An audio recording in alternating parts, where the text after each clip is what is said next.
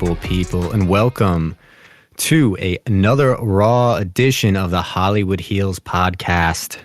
I am one of your co-hosts, the rock star, the Renaissance man, the Duke Russo, and I am joined by my dog, the divine voice himself, Henron, aka Dogron. What's up, man? Hello, it is us once again. Hello, you people, and what's up, my dog? What did we have going on today on Monday Night Raw? Very action-packed show. Give us a lineup. Yeah, man, this was a long show. I mean, Raws are always a long show. Gotta watch it in a few sittings these days. Shit. We are coming from Ontario, California, not to be confused with Canada, in case there was some confusion there. Our match card tonight had 7 matches on it.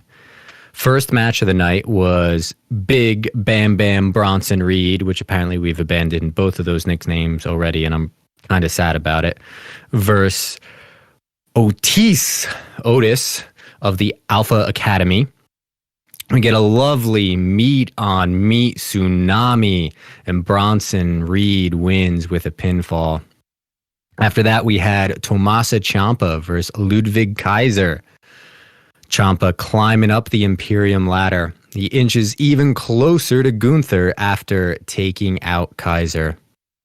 Then we had a impromptu number one contender to whoever wins at NXT No Mercy. We had Tegan Nox versus Natalya. Surprise, surprise. Natalya does what she does best, and that's lose in a very quick manner. Tegan Nox picks up the win, and she will challenge the winner of Big Time Bex, NXT versus Tiffany Stratton. After that, we had Dirty Dominic Mysterio versus Dragon Lee for the NXT North American Championship, and still champion. Dom retains after a gigantic frog splash and an impressively clean victory. After that, we had the irresistible force, Nia Jax versus Zoe Stark. Nia Jax straight up sits on her with the Annihilator for the win. After this, we had Drew McIntyre versus Kofi Kingston. And after a Claymore, Drew pins Kofi and collects the victory here. And then our main event, a rematch for the tag team titles. We had the Judgment Day, Finn Balor and Damian Priest versus Kevin Owens and Sami Zayn. And still again, no titles change hands tonight. The Judgment Day retains. This was a lot. And these, there weren't really any like super short matches. There were a couple shorter ones, but how'd you feel about the card? Yeah, I did like seeing what we saw, put some storylines in the right direction, some things that we were predicting to see, we did see, so we get to see some direction heading into the Go Home episode next week before we get into the PLE Fast Lane. I did think that maybe some of these matches were unnecessary, mainly one in particular, and I'm sure most people could probably take a guess as to which one that is. But, other than that, was a fun show, and I enjoyed the change up from what SmackDown normally is when we don't get many matches. It was nice seeing some action tonight. Yeah, I would love a balance in between, honestly. I know that I'm not the only one here that feels like Raw should be maybe a little bit shorter. Maybe when we get the network change with SmackDown and then Raw and NXT end up elsewhere, maybe we'll get that shortened Raw. But for me, I feel like the sweet spot is like 5 to 6 matches and a handful of segments. Sometimes when we get the 8 matches, it just feels a little too much. And then when we get the 3 matches, it's just like, try a little bit better, boys. Yeah, 3 is just not enough. We need more than that. Even if it's just some small, cute matches or some squash matches, we need something more than just that. But definitely a shorter show might help out in the long run. So we open with the American Nightmare, Cody Rhodes. Ontario was quite good at singing his lyrics, all of them. We get a quick recap on the video screen of what went down last week between Jey Uso and the Judgment Day during Jay's match with Drew McIntyre. Cody addresses the crowd. Welcome to Monday Night Raw. I have been interrupted 2 weeks in a row on this subject. That subject being main event Jey Uso. Jey Uso joining Raw means that somebody will be traded over to SmackDown.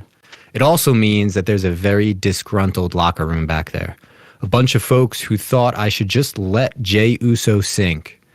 That's not me. No, Jey Uso and I are not best friends. And perhaps there are other reasons that I would want Jey Uso here. Something tells me that we're not in the third inning anymore, boys.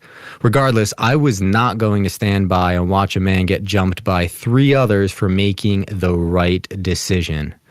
That right decision was turning down the Judgment Day, aka the most toxic faction in the history of the interruption.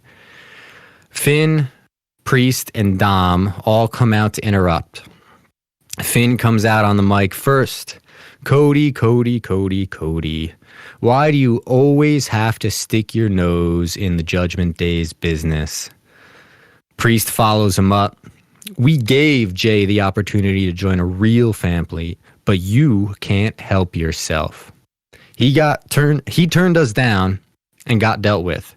But you had to come and save the day because everything is about Cody Rhodes, right? Priest says something to Dom in Spanish. I don't know what it is. I'm not going to pretend to know what it is. Dom chimes in, Cody, Jay is going to pay for disrespecting us, and it's all your fault. Cody interrupts Dom. He interrupts Dom twice in a row, paying him back for the several interruptions Dom has paid him over the last few weeks. Cody responds, you know what? Senor Money in the Bank mentioned real families. You've got a real family, Dom, and they can't stand you. The bigger question is if the 3 of you want to get in this ring and get it. I'm absolutely game.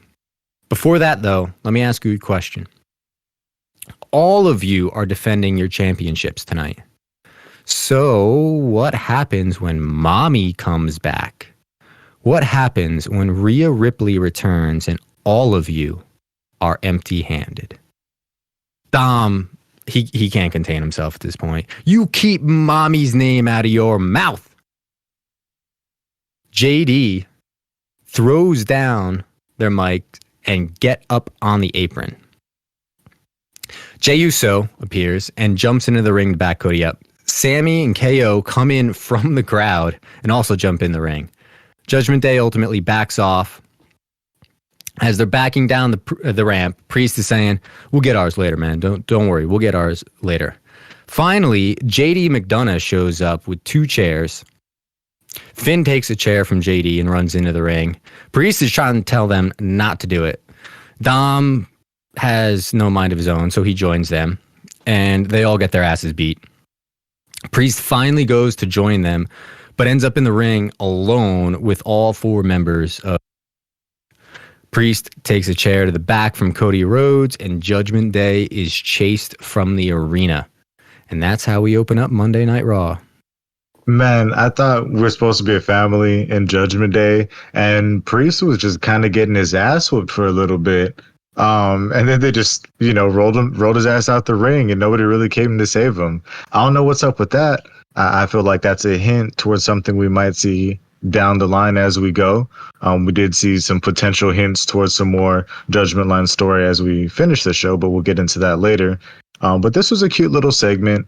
Cody, just say what you have to say. Does he know who it was traded for, Jay? It seemed like he did. And they keep saying traded, so that makes me think it's a star that already is present on one of the rosters, not somebody that may have just signed with the roster. Jade Cargill, I know people have been hyping that up.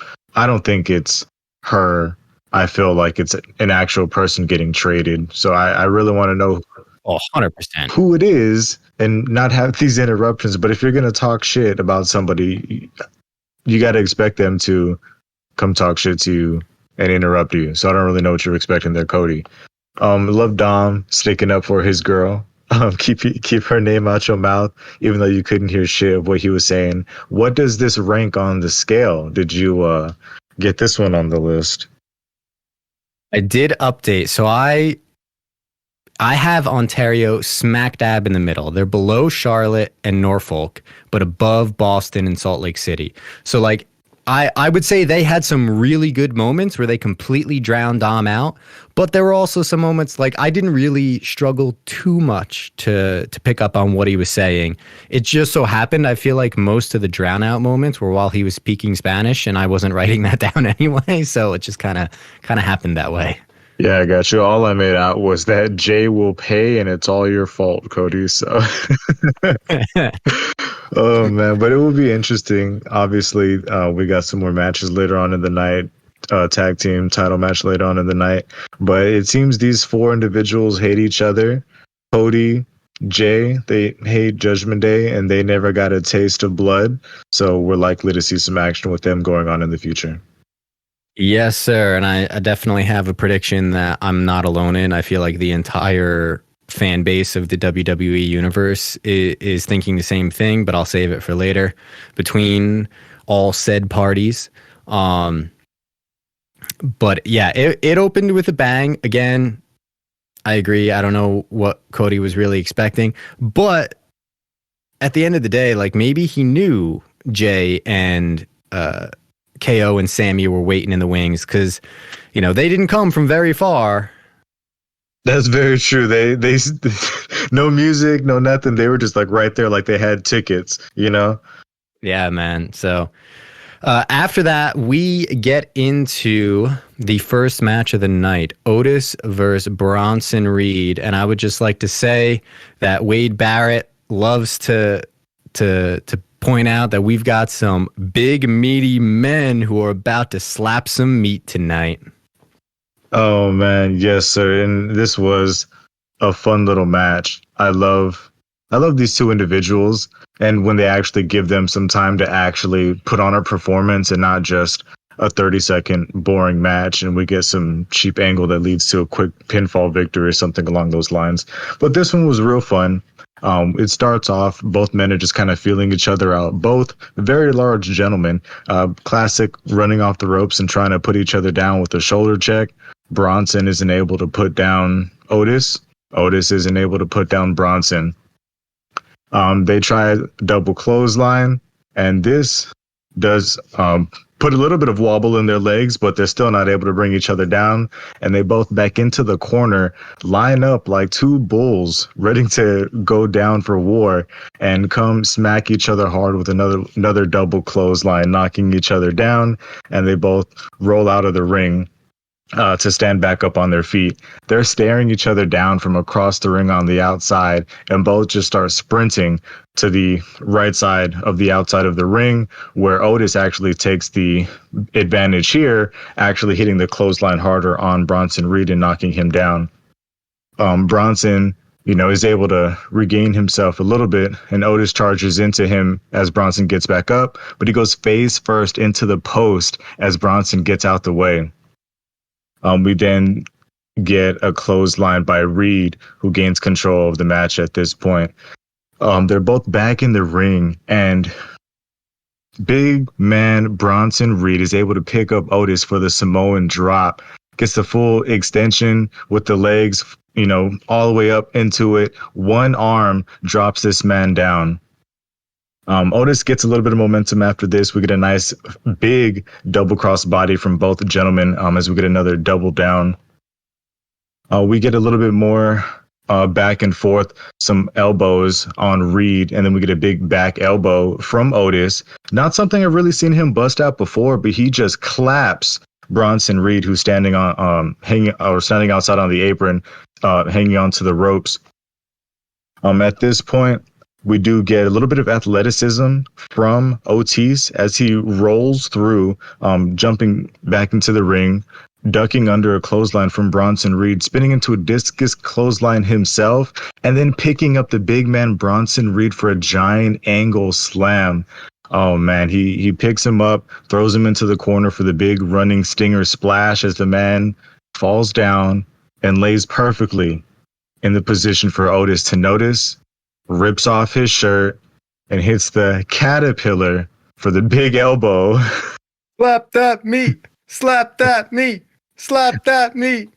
And I don't know if he wasn't fully able to get back up to his feet, because as he hit this elbow, it looked as if he just fell into it. There was no try to set up and be safe with it. Just the full gravity came down as he squashed down onto this man.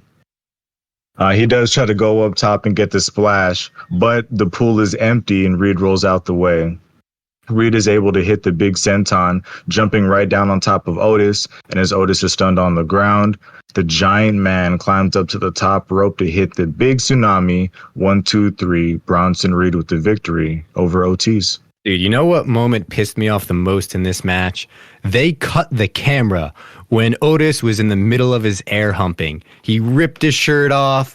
I mean, he leaves the straps up. I kind of wish he would take the straps down.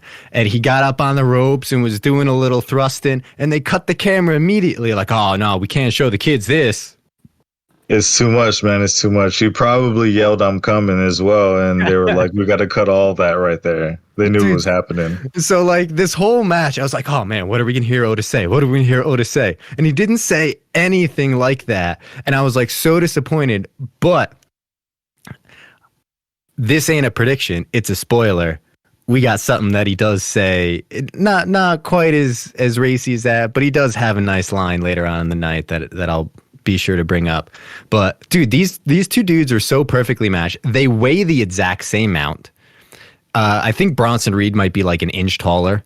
They both bench press 600 pounds, which is fucking absurd. I loved all of like the double negative cancel out moves of like the double clothesline, the double cross bodies. I mean, slap that meat, man. Slap that meat. Yeah, this was a fun little match. You know, we need more of this. You know, it wasn't a squash match, wasn't anything too long or drawn out. We didn't have to see them fighting over a headlock in the middle of the ring. Give us action, give us good action. They were able to suplex each other, and that's exactly what everybody wanted to see. Dude, give me a Bronson Reed and Otis versus Viking Raiders, please. Oh, man. Do we got another big man team? Like, we got to get Bronson Reed to get a friend so that way we can get some type of three-way going on. Him and Otis are just like so perfectly. All right, how about a triple threat? Bronson Reed, Otis, and Ivar. There we go. I'm down for that. One note that I had on this was somebody was noticeably absent. Maxine was there to accompany Otis out, but Chad Gable was not. So I was like, is he even there tonight? Was he even there, as Cole liked to put it at one point? These two big old male buffalo battle it out.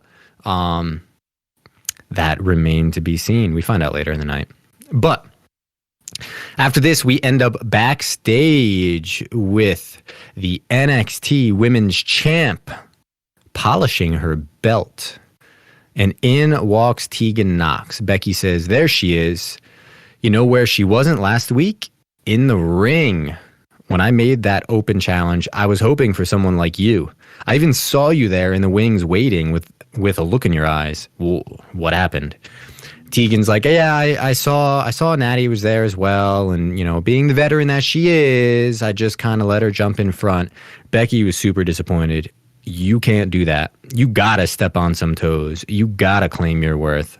I have a big match on Saturday at No Mercy, but I want you to be the next in line after I win.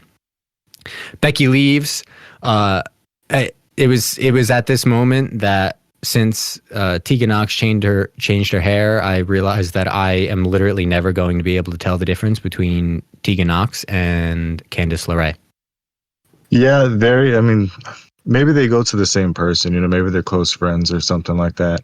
But I felt that this segment was straight out of a WWE video game. This is exactly like when you're on the road to championship challenge and they hit you with the backstage segment when the champ's talking to you.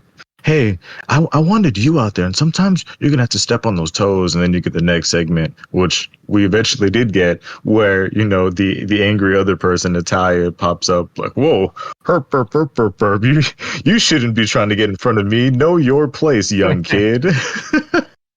So Speaking of which, you ever beat that Money in the Bank match that you were stuck on for like 5 years ago? I gave up on that, and Steam wouldn't give me a refund because they said I played it too much. So it's dead. It's dead in the water. So after this segment, we're still backstage, and we've got Adam Pearce on the phone. So this is where we find out, as Pearce is saying on the phone, that as of right now, it has not been finalized who is getting traded to SmackDown. He is then interrupted by Tegan Nox. Nox tells him that, hey, I know Becky has the championship match this Saturday. I was wondering if I can get the winner of that. Pierce ponders it for a second. Now, that's an interesting idea. And here we get good old Natalia. Our girl Natty interrupts. It's so great to see you standing up for yourself, Tegan. And while you're in here asking Pierce for opportunities, do you think you could ask him for my rematch against Becky too? Nox is ready to step on these toes. I have a lot of respect for you, Natty, but you had your opportunity just last week and you lost. So step aside and let someone new have a chance. Natty ain't having it. Clearly, someone has been whispering in your ear. I'd be weary of that. The greatest trick of a champion is to distract their hungry challengers. And if you are trying to say I don't have passion, I'd like you to say it to my face. I don't really remember where Tegan Nox said that or even came close to saying that. Just saying. But Nox says, passion? You're not the only one with passion. I never got the chances you've got. And Becky told me to step on them toes. The two end up in a screaming match, screaming over each other. Pierce can't handle it, stops him, calms him down. Says that the last thing I want to do is just hand out a championship opportunity. So how about you two go into the ring tonight and we find out who earns one? And Natty likes it. Great idea. I hope Tegan gets hungry and forgets her manners tonight. Nox says, I'm starving. And the moment that this match was set, I knew who was going to win it. And I think we all did. And I think you did, Henron. Yeah, we knew it was going to happen. Natty, I'm sorry. Why are you here? Why are you out asking for a rematch? You don't get a rematch when you lost. You shouldn't have gotten a championship match to begin with. And I was like, whatever, okay, let's just do the number one contenders match. We figured what was going to happen anyways, and that's nice. We do need to see a little showcase of Tegan Nox. I haven't seen her in a while. Honestly, I thought she was part of the names of the cuts, so my apologies if I was incorrect about that information there. But I mean, we could have just given her the W and said we're having the match next week. We probably could have went without the match, but at least we got to see a little action from her this evening. Yeah, and they might as well already just book it as Tegan Nox versus Becky Lynch for the title, because that's what's going to happen. They would not have Tegan Nox versus Tiffany Stratton on Raw for like literally any reason. So thanks for basically telling us who's going to win WWE, and then watch they shock the shit out of us and actually give it to Tiff, and then we have that on Raw. That would just be really fucking weird. Like, I don't really want that.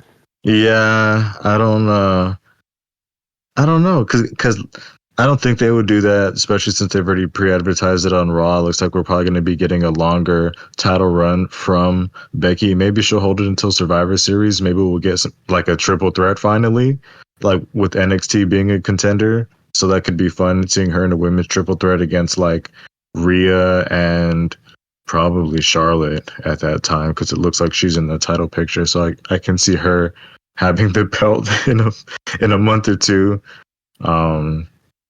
But we'll see. I could see Tiff actually coming out, since it is a stipulation match and it is a rematch. I could see them giving it to her, but very unlikely. I mean, we've heard all the shit about they want to give Jade Cargill a big push, which, in case our listeners are not aware, that signing is officially official.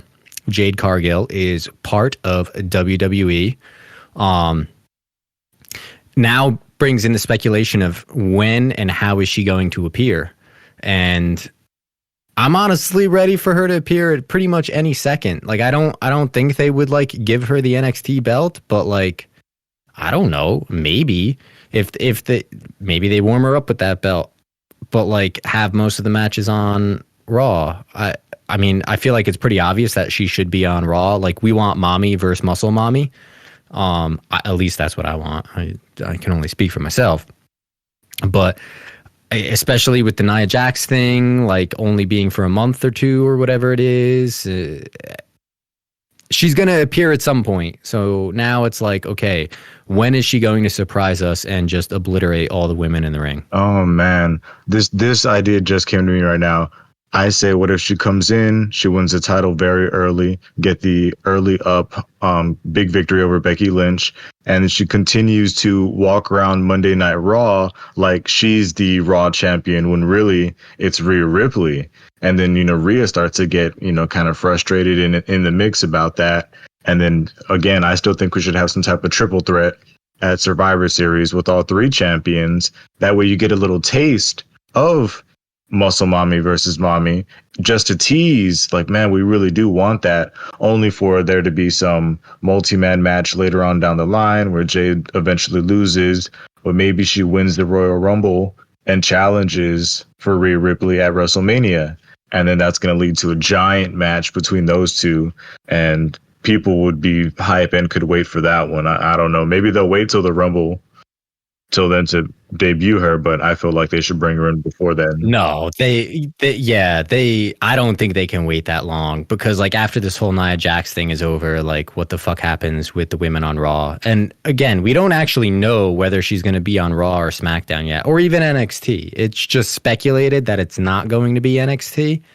And I'm just speculating that it's going to be Raw because it just fucking makes sense. Like, she's a monster in the ring, and that's exactly what we need to combat with Rhea Ripley. And like, dude, that match, first off, I need it as a trilogy, and second off, out of the entire fucking roster, men and women, that match is probably what I want to see the most out of the entire company. Yeah, 100%. I'd be extremely hyped for that. They need to make it happen sooner rather than later. And I hope they put her in as just a free agent. Make her like Brock Lesnar.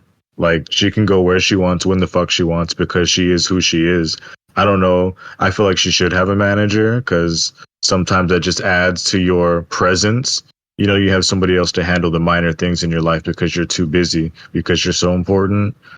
Have we ever had a Paul Heyman woman? You know what I'm saying? He's a Paul Heyman guy. Have we ever had a Paul Heyman gal?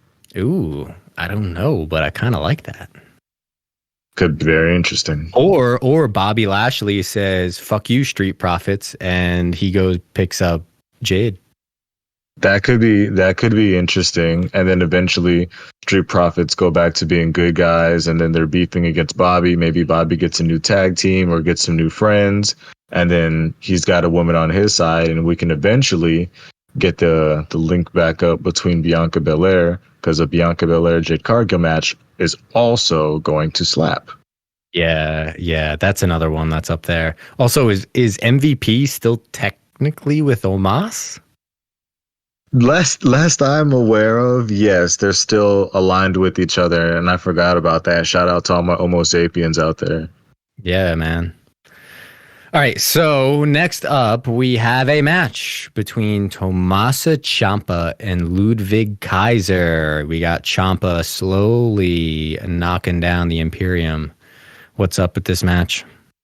Yeah, this one we had Gunther actually watching backstage. We had a small little backstage segment basically saying, if Ciampa wins, kind of insinuating he's going to get the title match against Gunther, which obviously we all figured. You're beating, just as you mentioned, you're beating your way through the team to get to the final boss. And very eager to see that match, just, a taste of what we'll get eventually. But as we get into this match, what was a quick little match, pretty fun, nice little follow-up to what we had before. They tried to put a little bit more action in. compared to what you can do with two big guys. We had two small guys, going pretty hard.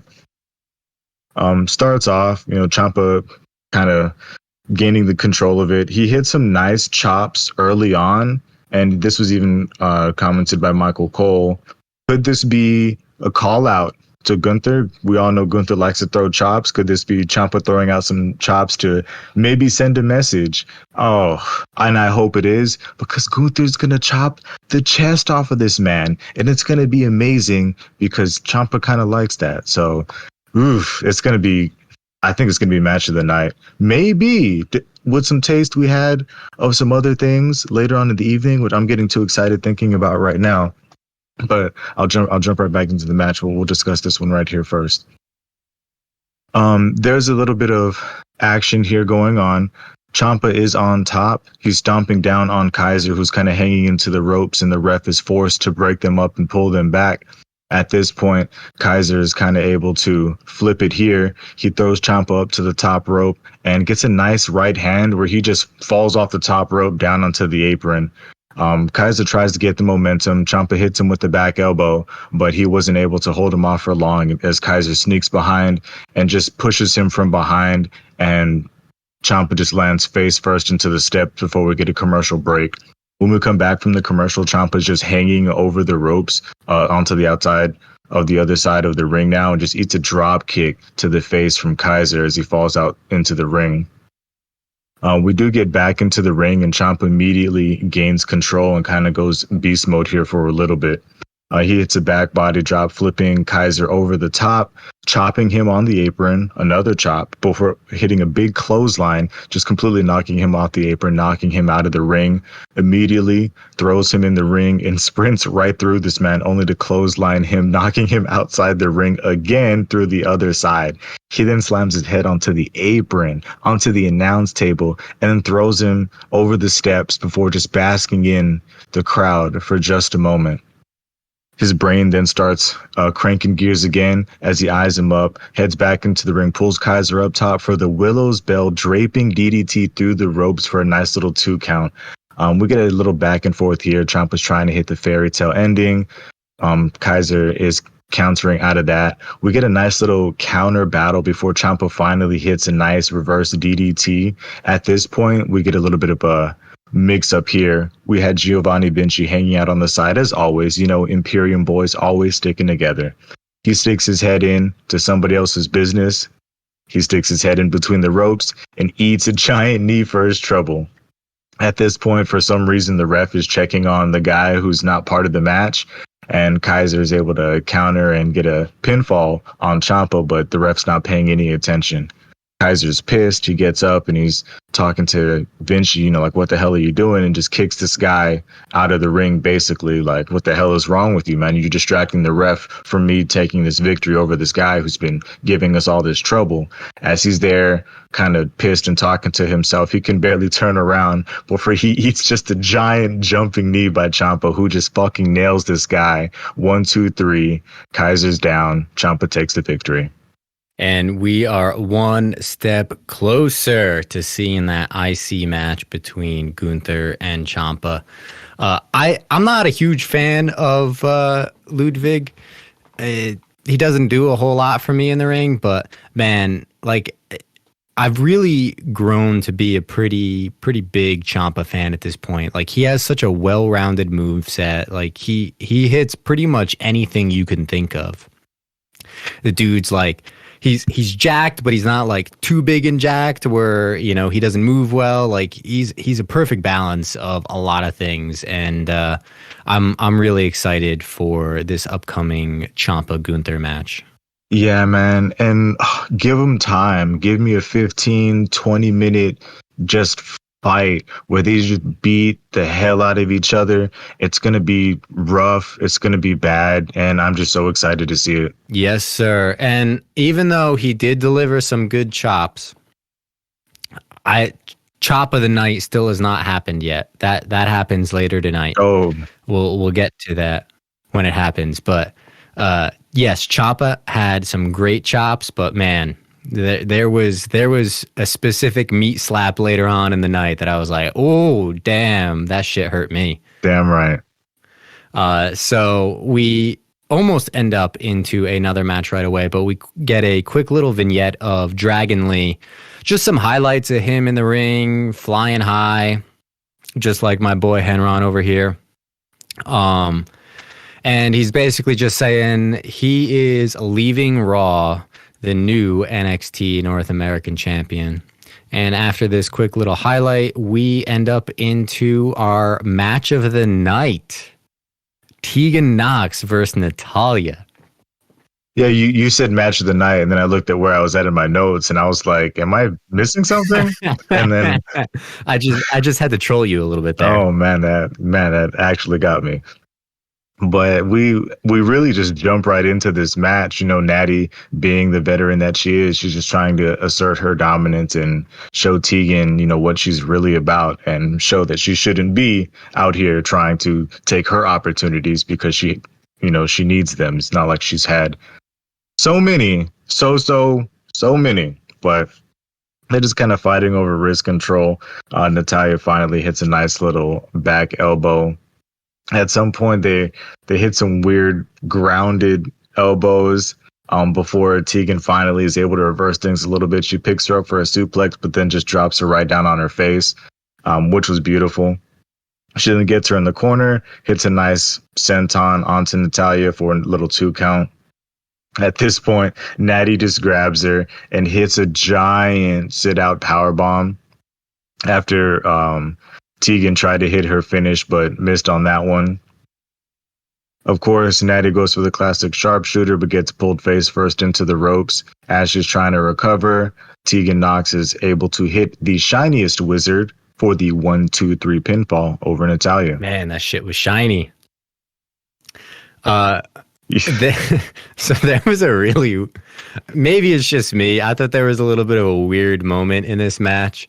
When Natty hit that sit-out power bomb, like the ref is doing the count, and then like with the ref doing the count, she's like ramming her chin into a very specific spot on Tegan Nox, and I'm like, what's going on here for a second? Like, is this ain't an OnlyFans subscription? I'm not sure what's going on. There's been some questionable actions, and even online and social media posted from said individual. I'm just going to say maybe she was just tucking it in for that extra momentum for the pinfall. That's what I'm going to chalk that up to. I was just like, hey, you know what? I thought we had a PG show here, but, you know, man, WWE has to watch out when they have Natalya and Otis on the same shows. Yeah, they said we could only cut one, and they cut Otis. They didn't know what to expect here. Yeah, I'm sure the lawyers are on site all night for these shows. Becky was clearly happy that Tegan Nox won. I think it'll be a good match.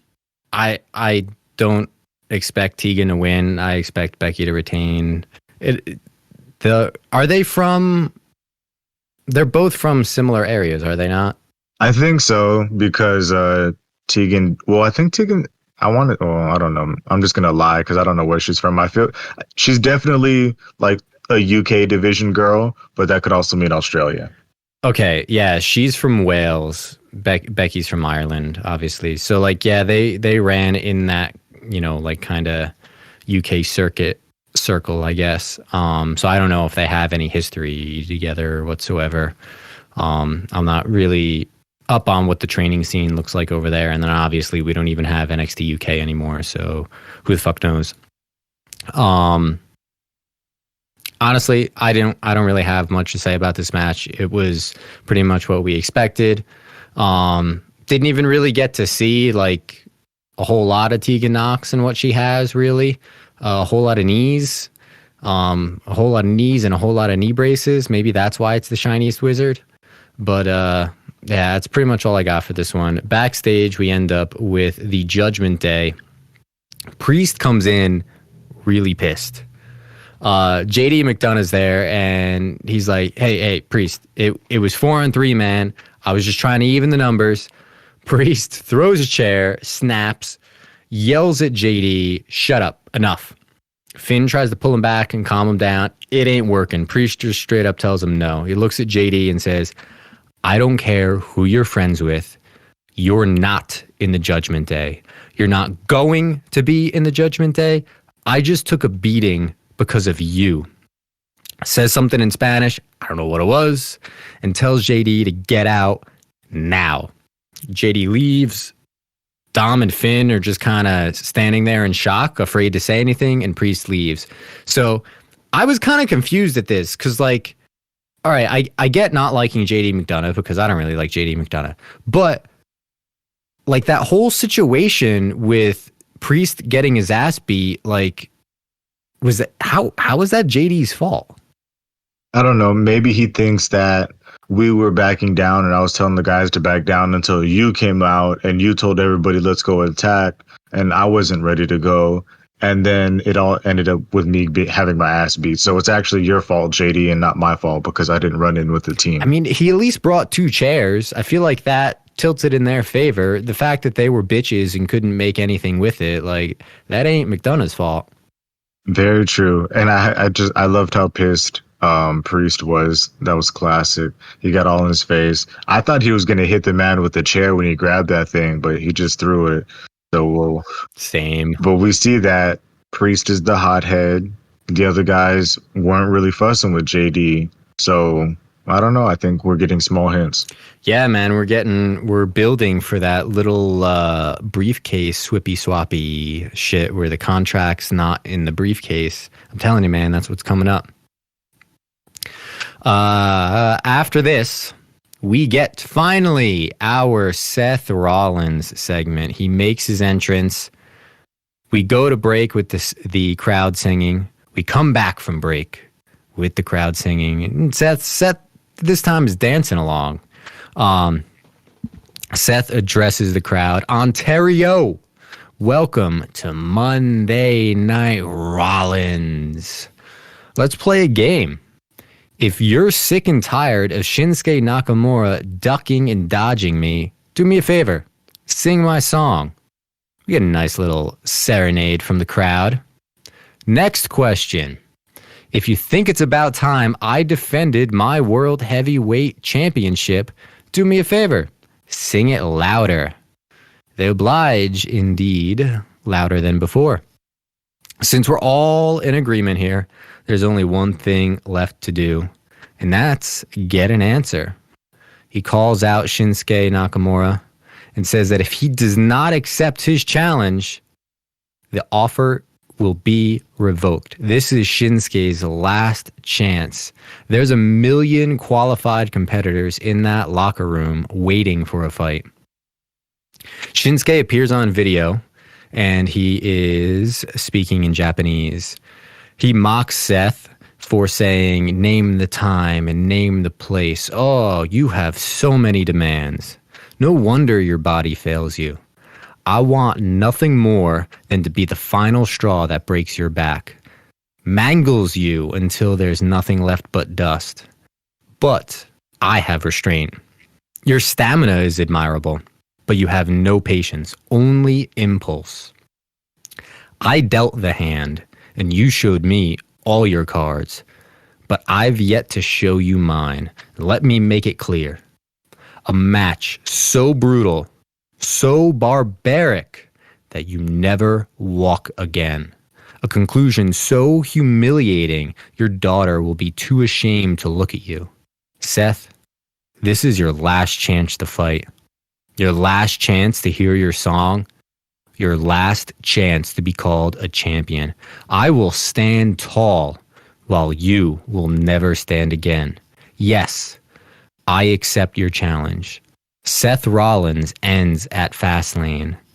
Last man standing. Our boy Henron here was right. Seth doesn't really look too pleased. Last man standing, huh? No pins, no submissions, just straight up fight until one of us cannot answer the 10 count. 2 men walk in, only one walks out. Seth does look a little concerned at this point. You guys have to admit, I think Shinsuke played this one perfectly. He got the match he wanted on his terms. He played it perfect. But he has made one critical mistake. Shinsuke thinks that my broken back is a weakness. He thinks he's going to exploit it. He's going to beat me so bad that my daughter will be ashamed to look at me. But this broken back is not a weakness. For me, it's a strength. The only way my family is going to be ashamed is if I don't give it every single thing I got. They know I love them, but they also know that I love this. Shinsuke, you think I don't know that every single time I step into this ring, it might be the last time that I do? You think I'm going to give it anything less than 100% knowing that it could be my last match? If you think that, you're crazy. And it just so happens that my 100% makes me the best in the world. The world heavyweight champion. So, you want to get crazy? Shinsuke Nakamura versus Seth freaking Rollins at Fastlane. Last man standing. You got it right, Shinsuke. Only one of us is walking out of there, but it won't be you. It's going to be a visionary. It's going to be a revolutionary. It's going to be Seth freaking Rollins. And I happen to agree. I don't know, man. Like, Seth is right. Shinsuke picked the perfect match. This is just the best opportunity for Shinsuke to put this man down. I don't know if he'll do it, but I can see it happening. Maybe we take the belt off of Seth, we take the belt off of Becky, and we let them go as a couple to go on a vacation together. Not anything anybody would expect, so it would be a big surprise, and it might shake things up. It might get some more eyes on the product. I don't know.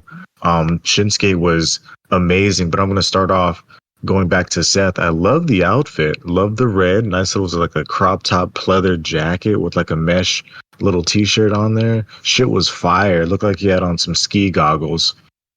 Crowd hype on it. But he was smart, basically telling Shinsuke, or thought he was smart, telling Shinsuke, either take it or I'm going to take back my offer. And Shinsuke immediately played the footage anytime, anywhere, of Seth basically saying that. So you couldn't take it back. You played right into Shin's hand, and I think we're finally going to see that intense, brutal match that we were very excited about the first time. And this is what I was so giddy about earlier on, is I think this is going to be amazing. It should be the match of the night and the match of the card, like we were expecting it to be last time. It might be. It'll be our other main event that Adam Pearce teased. I think that there's one of these two people will leave that building the world heavyweight champion, and it's either going to be Seth Rollins or Damian Priest. If Shinsuke gets the belt at all, he's going to be standing in that ring for about 30 seconds with it before Priest cashes in. I really do think those are the only two people that are going to leave that arena with the belt. Yeah, 100%. But if we have the cash in, then we wouldn't be able to have the fake trading of the briefcase storyline, Well, all right, fair enough. Maybe I'm wrong. Maybe it could be Finn Balor leaving with it. We don't know. And where's mommy been? We'll see when she comes back next week, because things have been in disarray in the Judgment Day, and we need the leader to come handle that. Bro, there are no leaders in the Judgment Day. We're all equals, man. Keep telling yourselves that. Yeah. There was no, we're assuming that Rhea is still quote unquote injured, but there was no addressing of it whatsoever about where Rhea actually was or what's up with her. So after this segment, we end up backstage with Ricochet getting interviewed by Jackie. Jackie is asking him, after last week's attack, can we get an update on when we can expect you back in the ring? We see our boy Rico over here is on some crutches. He says, I don't know what to say. I'm here. I'm on crutches.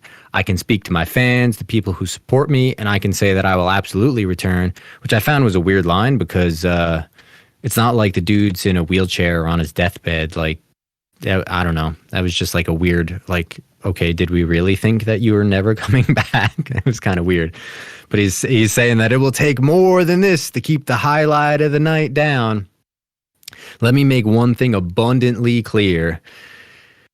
It doesn't matter who wins this last man standing match, because whether he walks out of the ring the world heavyweight champion or not, I have unfinished business with Shinsuke Nakamura. So I don't know. I kind of feel like this leads towards Shinsuke losing, so we could just have Shinsuke versus Ricochet. Yeah, which could be fun as well. Actually give them a match that doesn't end in a disqualification, and maybe another stipulation match or some type of grudge match that could lead up to a main event on Raw. That could be really fun as well. Yeah, we shall see. But I don't know about you. You were seriously concerned Ricochet would never wrestle again after these injuries, weren't you? I didn't even know he got hurt that bad, and all of a sudden he's on crutches. I didn't. Whoa. Yeah, it was. This was one of those moments that I'm like, okay, I can kind of feel what Henron feels about not really believing 90% of what Ricochet. I don't always feel that way, but in this segment, I was like, okay, yeah, I kind of just don't really believe anything you're saying, dog. My dog. Once this is over, we get a quick little video recap of the Steel City street fight between Kevin Owens, Sami Zayn, and the Judgment Day, where the Judgment Day won the titles. Kind of lead up for tonight's main event. And then we end up in the Dragon Lee versus Dominic Mysterio for the NXT North American Championship. Take it away, sir. So this was an action-packed match, a little bit of a taste of some luchador action that we had going on here. It starts off with Dragon Lee just taking things head first early on. Gets a nice shoulder check, using his agility to get a head scissors, sending Dom to the outside and hitting a big over-the-top dive early on. He does throw him back into the ring for a pinfall, but only gets a 2 count. At this point, Dom's laying down on the ground and Dragon Lee's running against the ropes, and Dom hits a beautiful ankle pick that he just rolls through into a half crab. Oh man, just the technical prowess of Dom Mysterio here. It was actually super nice. I don't know if I've ever seen him really do that. And let's get some more of that in there. Just he's probably giving us a little bit of a taste here and there. He doesn't want to be too flashy because he still wants us to hate him. But I'm starting to see that we might have a lot more to be hype about as he kind of, takes a bigger role in the future of the WWE as time moves forward. But they're both on the apron fighting over a suplex. Dom's trying to suplex Dragon Lee to the inside, but he gets brought to the outside of the apron.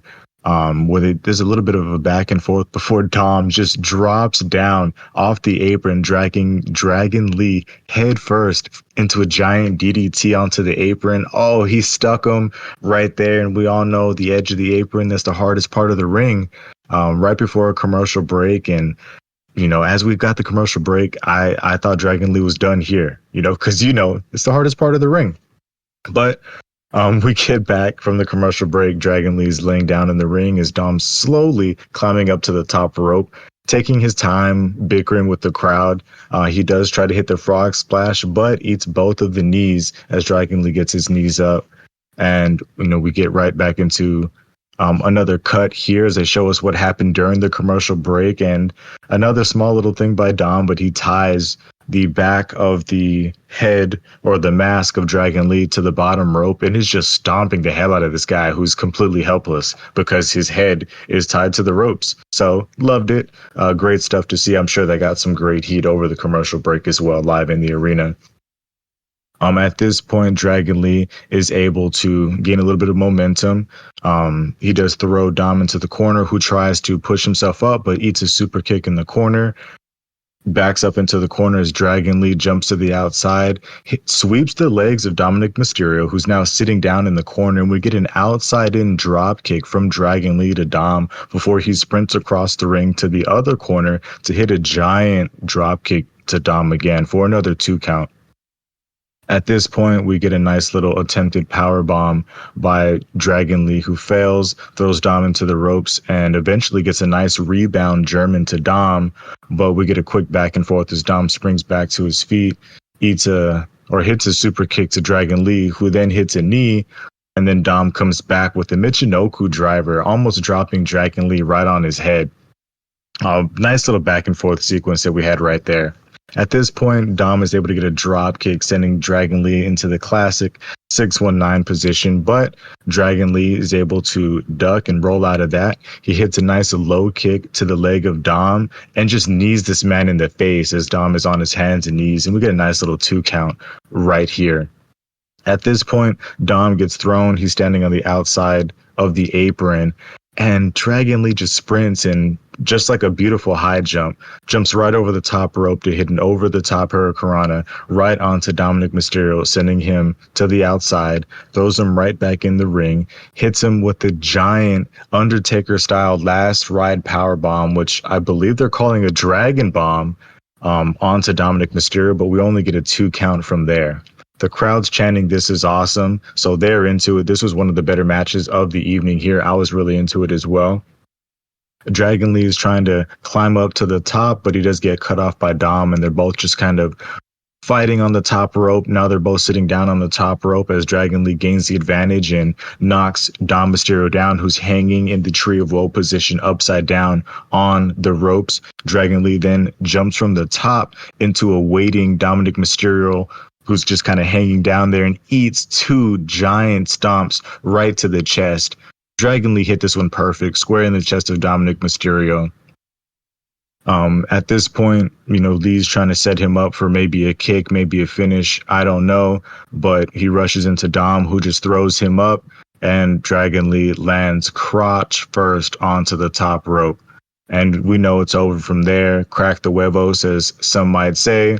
Dominic is able to throw him down, climb up to the top, and hit a big frog splash for the 1-2-3 victory to retain the NXT North American Championship. And still, Wade Barrett, after this match, he called it the single best performance of Dom's career, and I think I agree. That was a very fast-paced match. They fit a ton of shit in a relatively short amount of time. And it was the most technical display I've ever seen from Dom. And I was like, I actually really liked him in this match.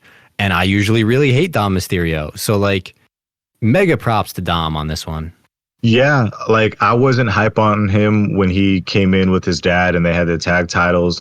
I just didn't like what he was doing, but I'm really enjoying what he's been doing as a heel. This is the best that I've ever seen of him. It gets literally better every single week I see the kid. So, I can't wait to see where we go for the next 30 years. Yeah, I mean, he can only hope to have his deadbeat dad's career. After this, we get a video recap of Nia Jax's return, and we get a lovely little shot of Nia Jax walking backstage. Our favorite guy, Akira Tozawa, is walking by, sees her, stops, looks like he just saw a ghost, immediately turns around and goes the other way. Stupid little funny moment. I kind of loved it. Just let this kid win a match once, please, maybe. We immediately end up in a interview where we got Jackie interviewing KO and Sammy. Jackie's asking them, earlier tonight, you guys came to the aid of Cody Rhodes and Jey Uso. Is there anything that you want to say about what transpired tonight? KO answers first. Jackie, it certainly wasn't about helping Jey Uso. All Jey proved to me last week is that he wasn't with the Judgment Day last week. Tonight, all I care about is getting my hands on the Judgment Day. Sammy agrees. He's totally right. This has nothing to do with Jey, nothing to do with Cody. To me, this actually has nothing to do with the Judgment Day either. To me, what this is about is 2 guys who started off doing this together as kids, 2 guys that started off at the bottom and worked their way up together to make it to the highest point possible and to win the WWE Tag Team Championships together in the main event of WrestleMania, no less. This isn't about anyone but us and taking back what is ours. KO nods in approval. I'm so sick of talking, man. Let's go punch them in their stupid faces. And he walks off. So we got a little bit of beef coming into this match, I'd say. Yeah, small little segment, but I love the line of Kevin Owens at the end there where he just says, let's go punch them in their stupid faces. Nice little play to the character of both gentlemen that we had here. Yeah, I'd like to think that this is how KO is in real life. He's just gets annoyed quickly and has a short fuse. For me, I just picture him that way. If it's all acting, give him props because it looks like typecasting. We end up in the ring with a interview. Michael Cole interviewing Nia Jax. If you want to call it an interview, maybe they thought it was going to be an interview, but it's interesting. We'll say that. Wade Barrett is thrilled that he's safe at the desk, and Michael Cole is the one in the line of fire. Nia Jax makes her entrance, heads on down to the ring. Cole addresses her. Since you've returned to the WWE, you've laid waste to everyone that is in your path. So my question is, why have you targeted everybody in the women's locker room? Nia Jax is looking around. I'm sorry, what was that? I wasn't paying attention to you. I am Nia Jax, the baddest human in all the WWE. See, Michael, they thought it was going to be Rhea Ripley, the most dominant champion, male or female. I squashed her. They thought it was going to be Shayna Baszler. Guess what? I squashed her too. Zoe Stark, squashed. Raquel Rodriguez, squashed. I don't know if I can make it through this without laughing. Chelsea Green, squashed. Piper Niven, squashed. You put anybody in this ring with me, and I will squash them. Bro, she could make a killing on OnlyFans doing all this squashing, all this giantess shit. She continues. I digress. You want to know why? Because I'm Nia Jax, the baddest human in all. And we get an interruption. We get Zoe Stark coming in, heading on down to the ring. She gets right up in Jax's face. You got me. You squashed me. Congratulations.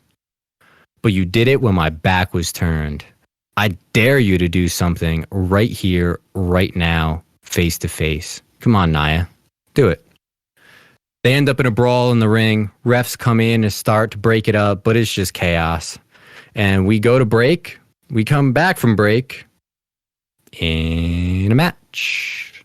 So, yeah, this whole like squashed, this person squashed, that person squashed. Like, dude, I was laughing the entire time. Yo, they can't, man. They can't keep getting away with this, man. She's out here she literally is squashing these people. And I'm like, that's not okay. Yeah, I'm waiting for somebody's like lungs to just pop out of their mouth one of these times. Oh my God, dude. This was great though. I do love this. I'm not hating Nia Jax coming back. I mean, I never really hated her when she was around because the presence that she has of, not to make any type of comments, but just the sheer size and power that we have at hand here. It's not something that you always get to see. So I always enjoy when she is around because it is always fun. I mean, there's no squashing quite like her squashing. But yeah, as we get into squashes, we get into a match between her and Zoe Starks, and it wasn't necessarily a squash match, but it might as well have been. It just kind of starts off. Zoe Starks is trying to come in hot. She does get a couple drop kicks trying to get Nia Jax off her feet, but she can't. She tries a springboard drop kick, and Nia just pushes her off and pushes her down to the ground and falls on her with the big elbow for a 2 count. She then just takes full control here, throws Starks into the corner, giant running splash. Throws her into the other corner, giant running splash. Just throws this girl around. Like, she's throwing her, not really trying to do a Beal, but if but she's actually trying to throw her. So you can't just stand there. Like, unless you follow through with it, you're just going to fall and hurt yourself. So I'm glad that Zoe Stark is athletic as she is, because there was a moment here when she does get thrown into the corner, into the post, and if she wasn't able to pick up her sprint and catch herself as she's running, she probably would have just tripped and fell face first into the apron. We had a similar incident like that when I believe Io Sky, I think it was Kairi Sane at the time, who got thrown into the turnbuckle and had a concussion. But either way, as Zoe Starks is there with her back to the corner, Nia Jax charges in, Zoe Starks moves out the way, and Jax shoulder first into the post. Why? Like, you haven't just hit her with another big splash, a big stinger splash like you've been doing before. You didn't need to try to hit this wannabe spear. I never understand how anybody ends up hitting their shoulder into the post in the corner. Just don't throw that type of move in that position. It's just that simple. But we get a little bit of a pickup here from Zoe Starks. She does hit a super kick, a hook kick, and then an enziguri, sending Nia Jax into the corner, still not able to knock her down. Starks then jumps out to the apron, kicks her from the outside, and then hits a nice springboard drop kick to Nia Jax, who is still up on her feet. But she is wobbling, she's stumbling, and before she can really gather herself, Zoe Starks, and this was my highlight of the match, grabs Nia Jax, picks her up on her shoulders, and gets her all the way up for the Samoan drop, but she's not able to fall backwards. She ends up falling forwards, face first, squashed, and Nia Jax just falls right down on top of her and squashes the poor girl.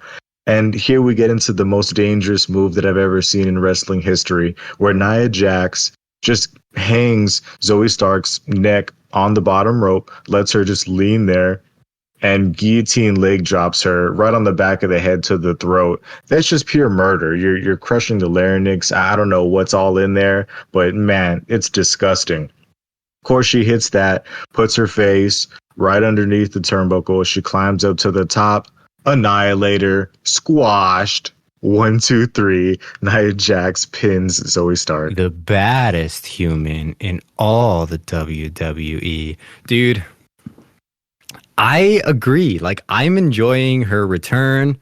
Would it be insulting if we ever got to slap that meat chant in a women's match? It depends on the context of it. If it's in a respectable way, I think it'd be okay, right? Like, when we do get the Rhea Jax match, it'll be appropriate, because they'll probably chop the shit out of each other. Yeah. Yeah, they're in the middle of a chop battle, and then we just get a slap that meat chant. I don't mean it in a derogatory way, but it's just that's what I would say about two just massively strong dudes chopping each other. I'm just curious. I can't think of an instance where we've ever had a slap that meat chant in a women's match. That would be amazing. It would actually we need more of that in the women's matches, because especially in the men's matches, they take these chants and sayings and stuff. They take it crazy sometimes, and we never, maybe in AEW, right? But seldom do we ever see it on the WWE side. Maybe they're afraid of the whole crowd getting canceled. You know what? It would probably be the WWE that would do that. They would give us one of those shitty fucking pans to the crowd, pipe in fake noise, and we can't have that on TV, boys. Otis can say I'm gonna come, but we can't have a slap that meat chant in the middle of a women's match. But I swear, Vince is backstage telling Otis, go say that. I like that shit. Go say that. Oh, dude, right now I just have the gif of Vince leaning back in the chair, making the face. Oh! I love that. I love that meme. Yeah. All right. So after this match, we end up backstage with Byron Saxon interviewing Jay. Byron's asking him, "Can you tell me why you chose not to join the Judgment Day?" Simple to Jay. No groups, Saxon. No groups. I ain't joining no emo bands, no groups, especially no Judgment Day. Cody Rhodes took a chance on me, and I ain't gonna do him like that, Oos. Besides, seeing how Judgment Day rolls every week, that's not my kind of people. Sax, you know what time it is. Byron is saying, we also know that Kevin Owens and Sami Zayn are going to have a chance to take down the Judgment Day tonight. We know that you have a strained relationship with KO and Sami, so where do things stand right now? Jay responds, hey, Us, me and KO got beef? Is what it is. As far as Sami Zayn, he's still my dog. Dog. If Judgment Day want to do them little moves that they do, they want to act up, I'm going to be keeping my eye on them real close tonight. My dog. My dog. Oh my God. They're all crazy. I love the comment by Jay. No emo bands. That was a cute little comment that he threw in here. But I mean, he's just one shade of eyeliner away, bro. But this is just, there wasn't too much for me here to speak on until we get into the real big segment that we got coming up next. But this is just a small thing as we're, slowly building up that big main event and all the action that will eventually come into that. Because I feel, as you mentioned, and as you likely will mention as we get into the end of the show, Judgment Day, there's a bigger thing coming for all these gentlemen. Yep, and we got one more little tidbit of that to brush over before we get to our next larger segment. We're backstage with Finn and Dom. Finn's congratulating Dom on his win, asking him how he's doing. Dom's saying that, yeah, I've had worse. So Dom asks Finn, where's Damien? Finn's like, yeah, let's just say he needed to go cool off a little bit. Everything's going to be fine. But remember, tonight, we still got a lot of work to do. Dom looks at him. I got you. So, as we expected, Judgment Day is up to something here. They got plans for tonight. I'm sure they're orchestrated by Mommy somewhere. So, get well soon, Mommy. Yeah, I love that. Dom's there. He's got some ice, and Finn's like, "Hey, make sure you ice that up right there." Yeah, you gotta take care of that shit for tonight, bro.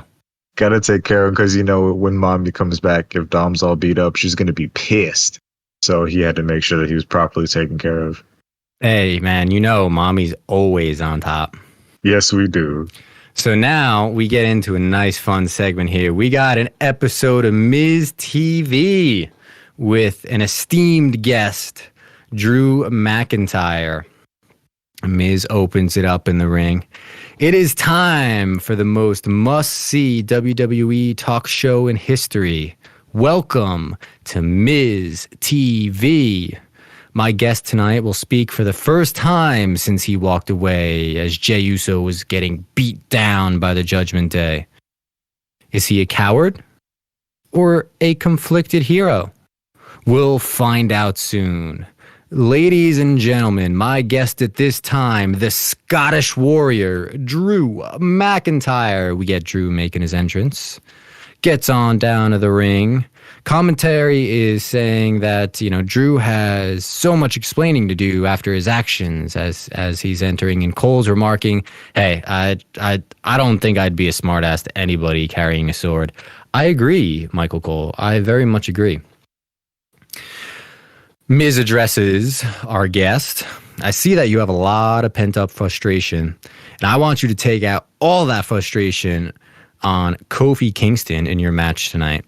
But I want you to know this is an open, judgment-free zone for you to speak freely.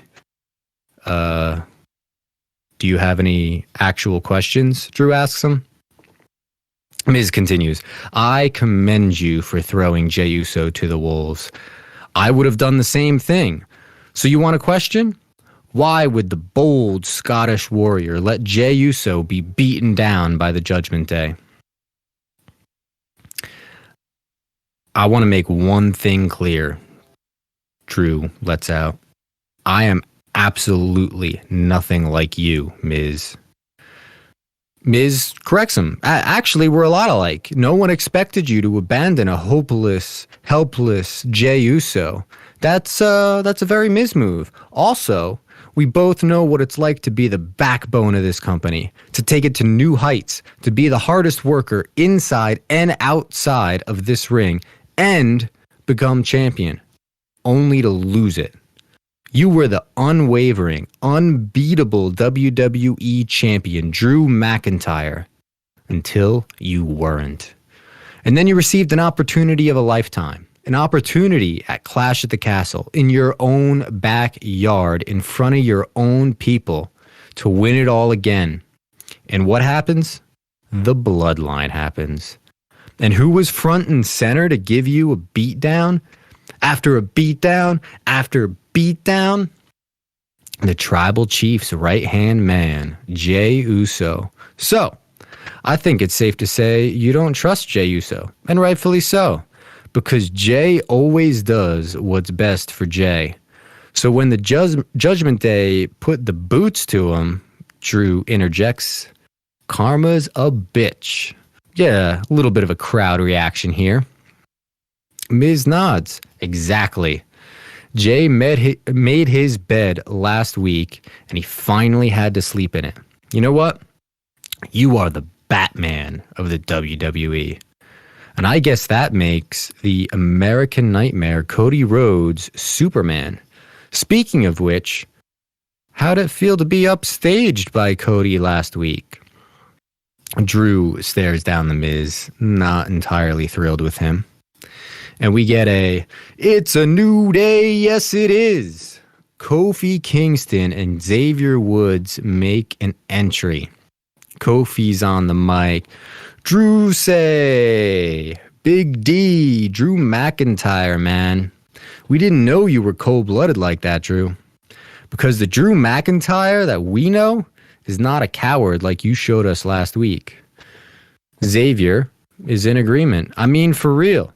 The past few years we've been calling you Big D, but as of last week, it looks like there's been a little bit of shrinkage on your end. I mean, what's wrong, Drew? You scared? Or you just worried that big ol' sore you got was a little too limp to get the job done? Miz, who knows all about shrinkage. "Hey, Big D and Massive Miz were having a conversation." Drew hits him with, "Shut up, Miz." And he addresses the New Day. "You just expect Drew McIntyre to save the day like always. I know you two were back there. Did you come out and do something? No. Multiple superstars did nothing. The one guy that came out, Cody, he wasn't doing it out of the goodness of his heart. It's his mess that Jay's here, and he's trying to clean it up. And what I've seen tonight were the actions of a hypocrite." Kofi's confused. Actions of a hypocrite? Drew, you didn't do what you were supposed to do. You should have helped Jay out. Miz chimes in. "Oh, save it. Shut up, Miz." Drew puts him in his place. Addresses the New Day again as if Miz ain't there. "Do you remember all those beatings from the Usos? All those opportunities taken away by the Bloodline?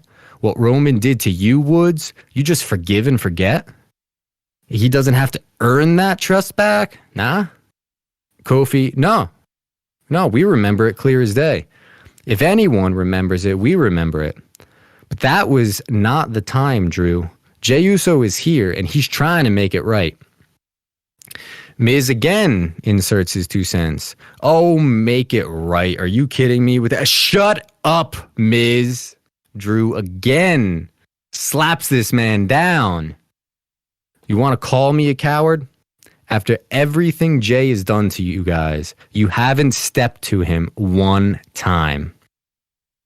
Kofi responds, "Because Drew, we were watching you all the time. We watch you from the back. We look up to you because we know as sure as the sun rises in the east and sets in the west that Drew McIntyre is always going to do what is right. And we respect you for it." Miz holds up his hand. "Do you know what this means?" "I know what it means. It means shut up, Miz." Drew again slaps this poor little tiny bald man down. Miz looks at his hand and shuts up. The crowd starts chanting in this time. "Shut up, Miz! Shut up, Miz!" Miz ain't having any of this. "Hey, when my hand goes up, your mouth goes shh." Drew headbutts Miz. "I think the time for talk is over. Kofi, get in this ring and you'll find out what hard times is all about." Kofi jumps in the ring and we go to break. So one thing that I found interesting with this segment is like I couldn't remember if this match we knew about it last week or not, but like they did say it was happening towards the beginning of the show, and then they had this segment as if the match like came out of nowhere.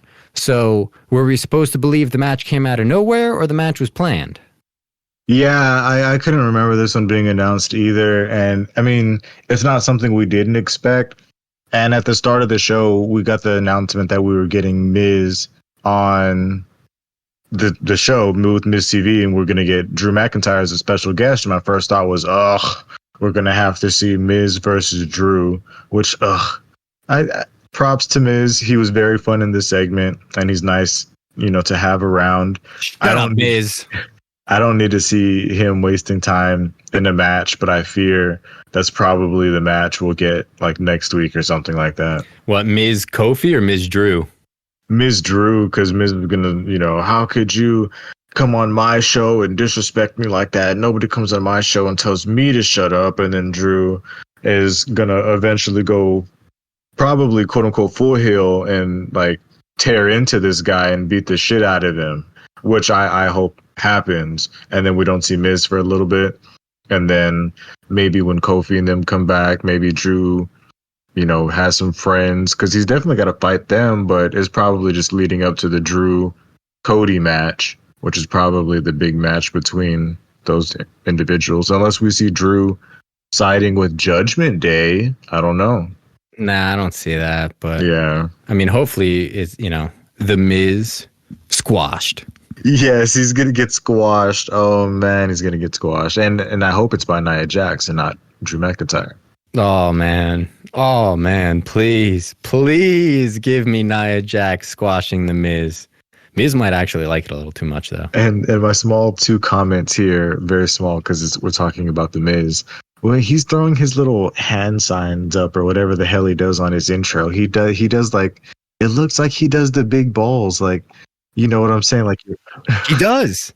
Okay, this guy, like, okay, you get an extra 5 Henron points, right? Like for doing that, because I like how we're still kind of carrying that out. But the guy's a straight gaslighter when he's talking to McIntyre. But I did like the Batman, Superman comments, because that's kind of where we're at. Shades of gray, Batman, is he right? Is he wrong? Drew's kind of, that's what he's doing right now. He's the defender of justice, right? And then we got Cody. He's just Mr. America, always on top. And eventually we'll see that Batman versus Superman match that the Miz kind of alluded to.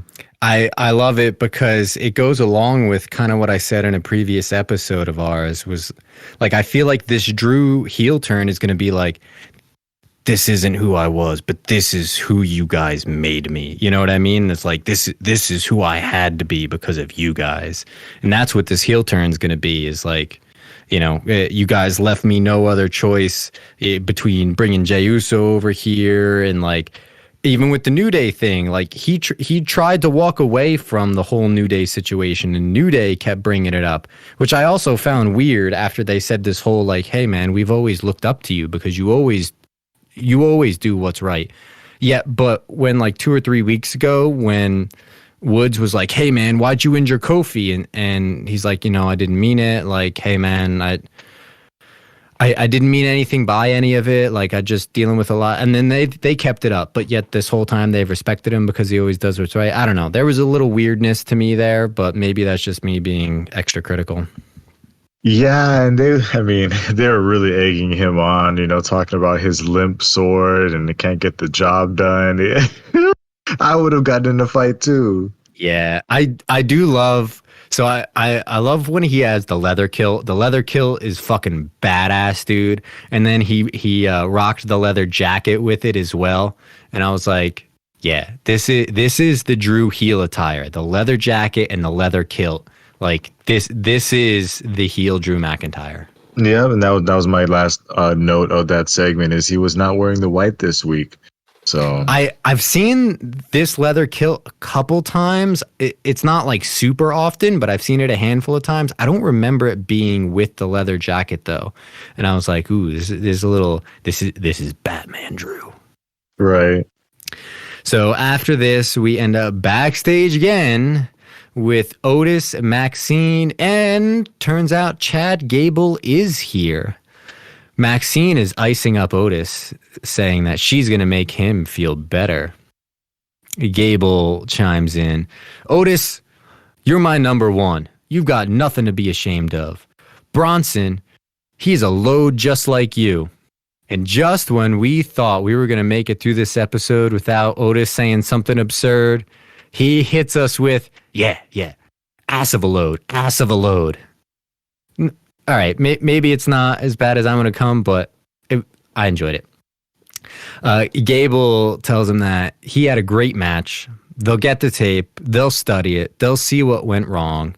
And this is when Kaiser comes in. Obviously, he goes straight to Maxine. Maxine, this is exactly what I've been talking about. Take a look at your guys. And then take a look at us. We hold ourselves to a higher standard while your boys are celebrating losses.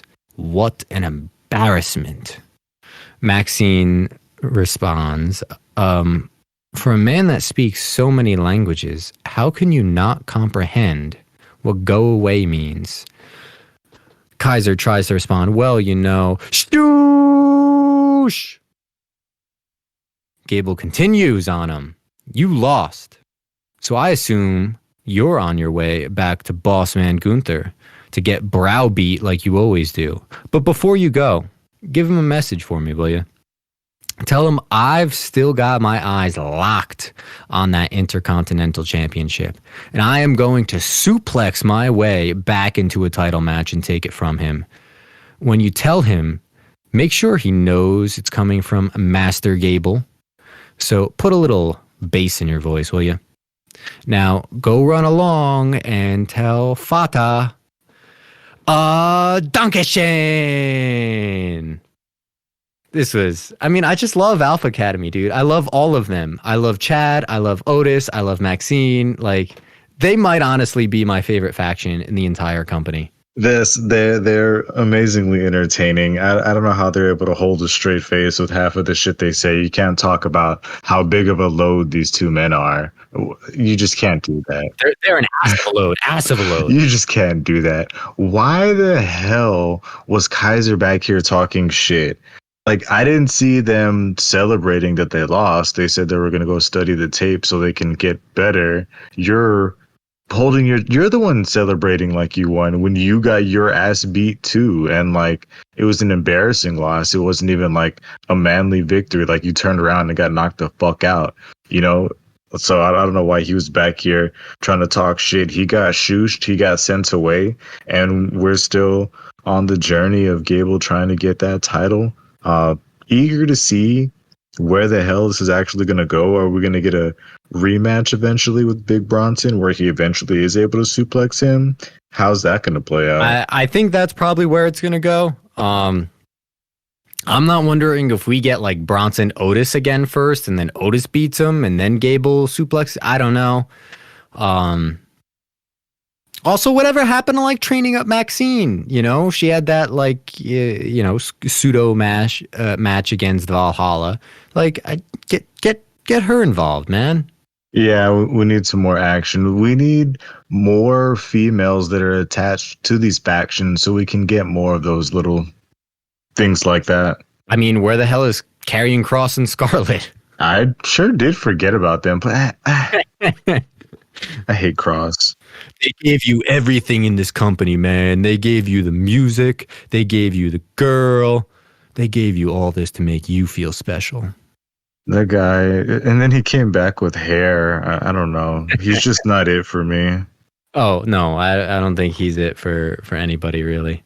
So after we got the Dankeschön, we end up finally in our match between Drew McIntyre and Kofi Kingston. Spoiler alert, here comes the chops of the night.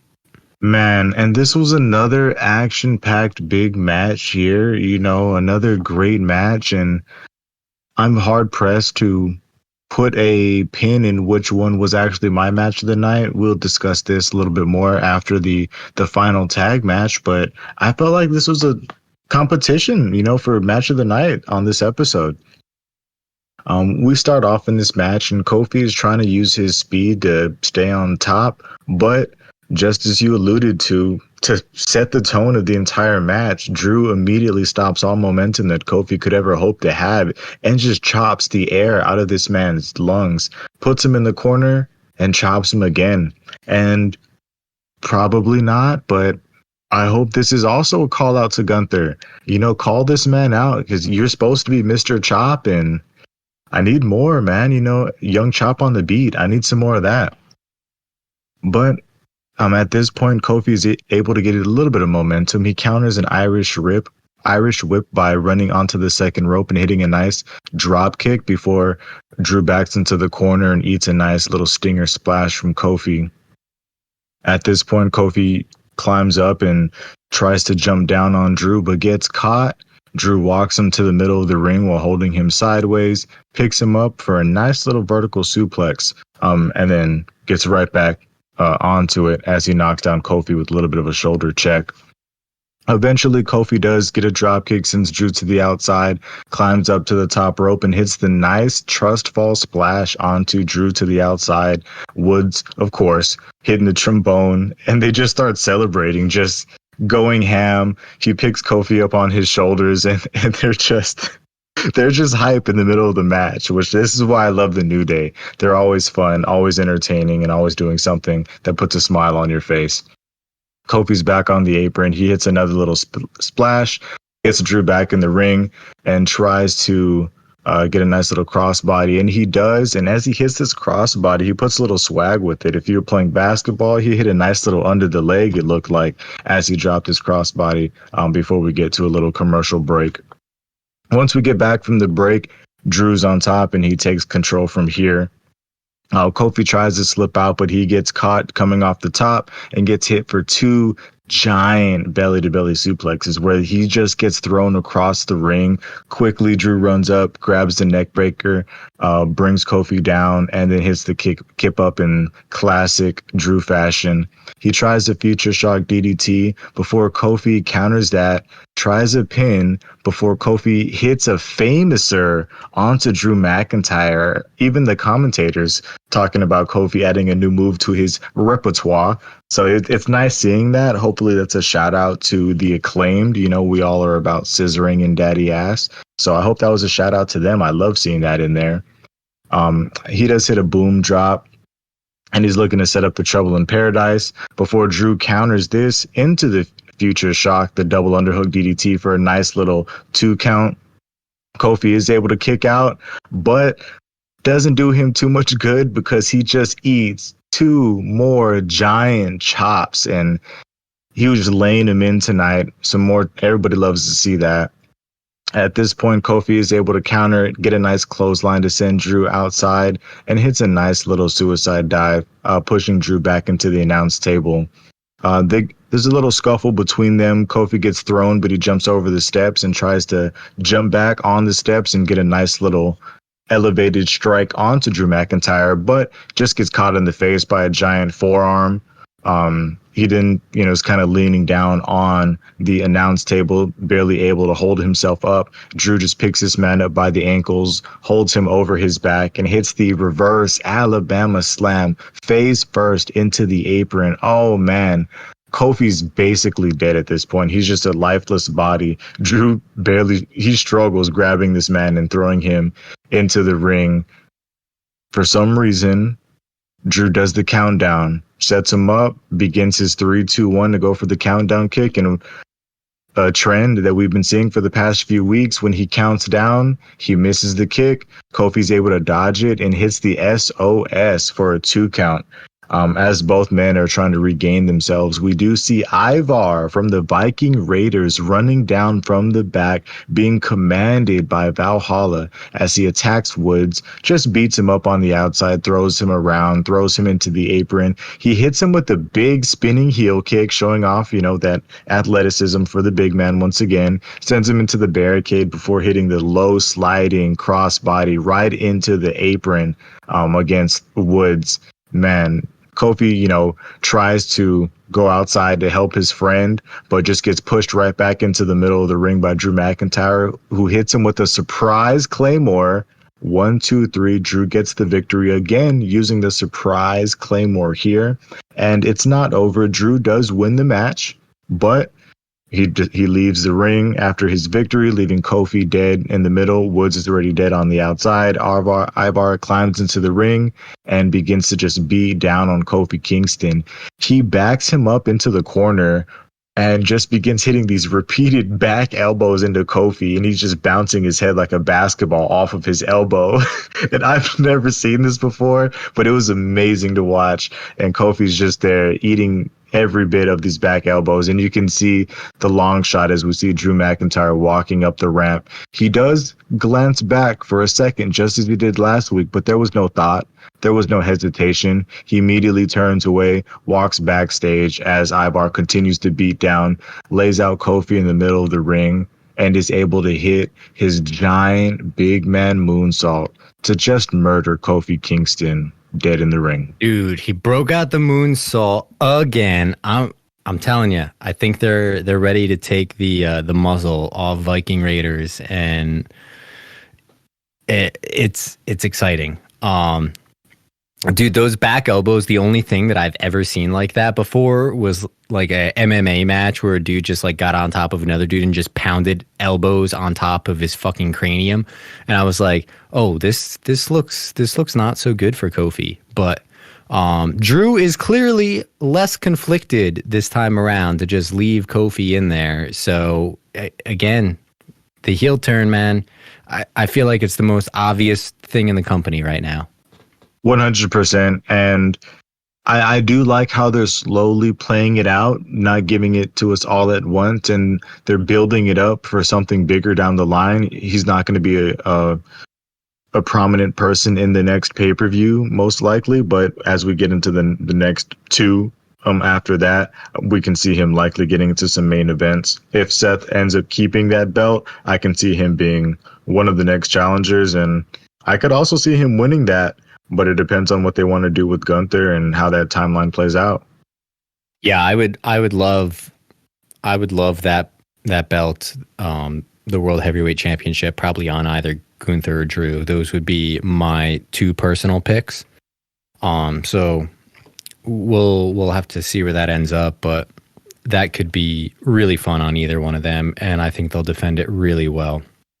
After this, we end up backstage with Imperium and Gunther. Gunther is tearing Vinci a new one in German, which Giovanni Vinci is Italian, so I'm not sure how much of it he understood, if any.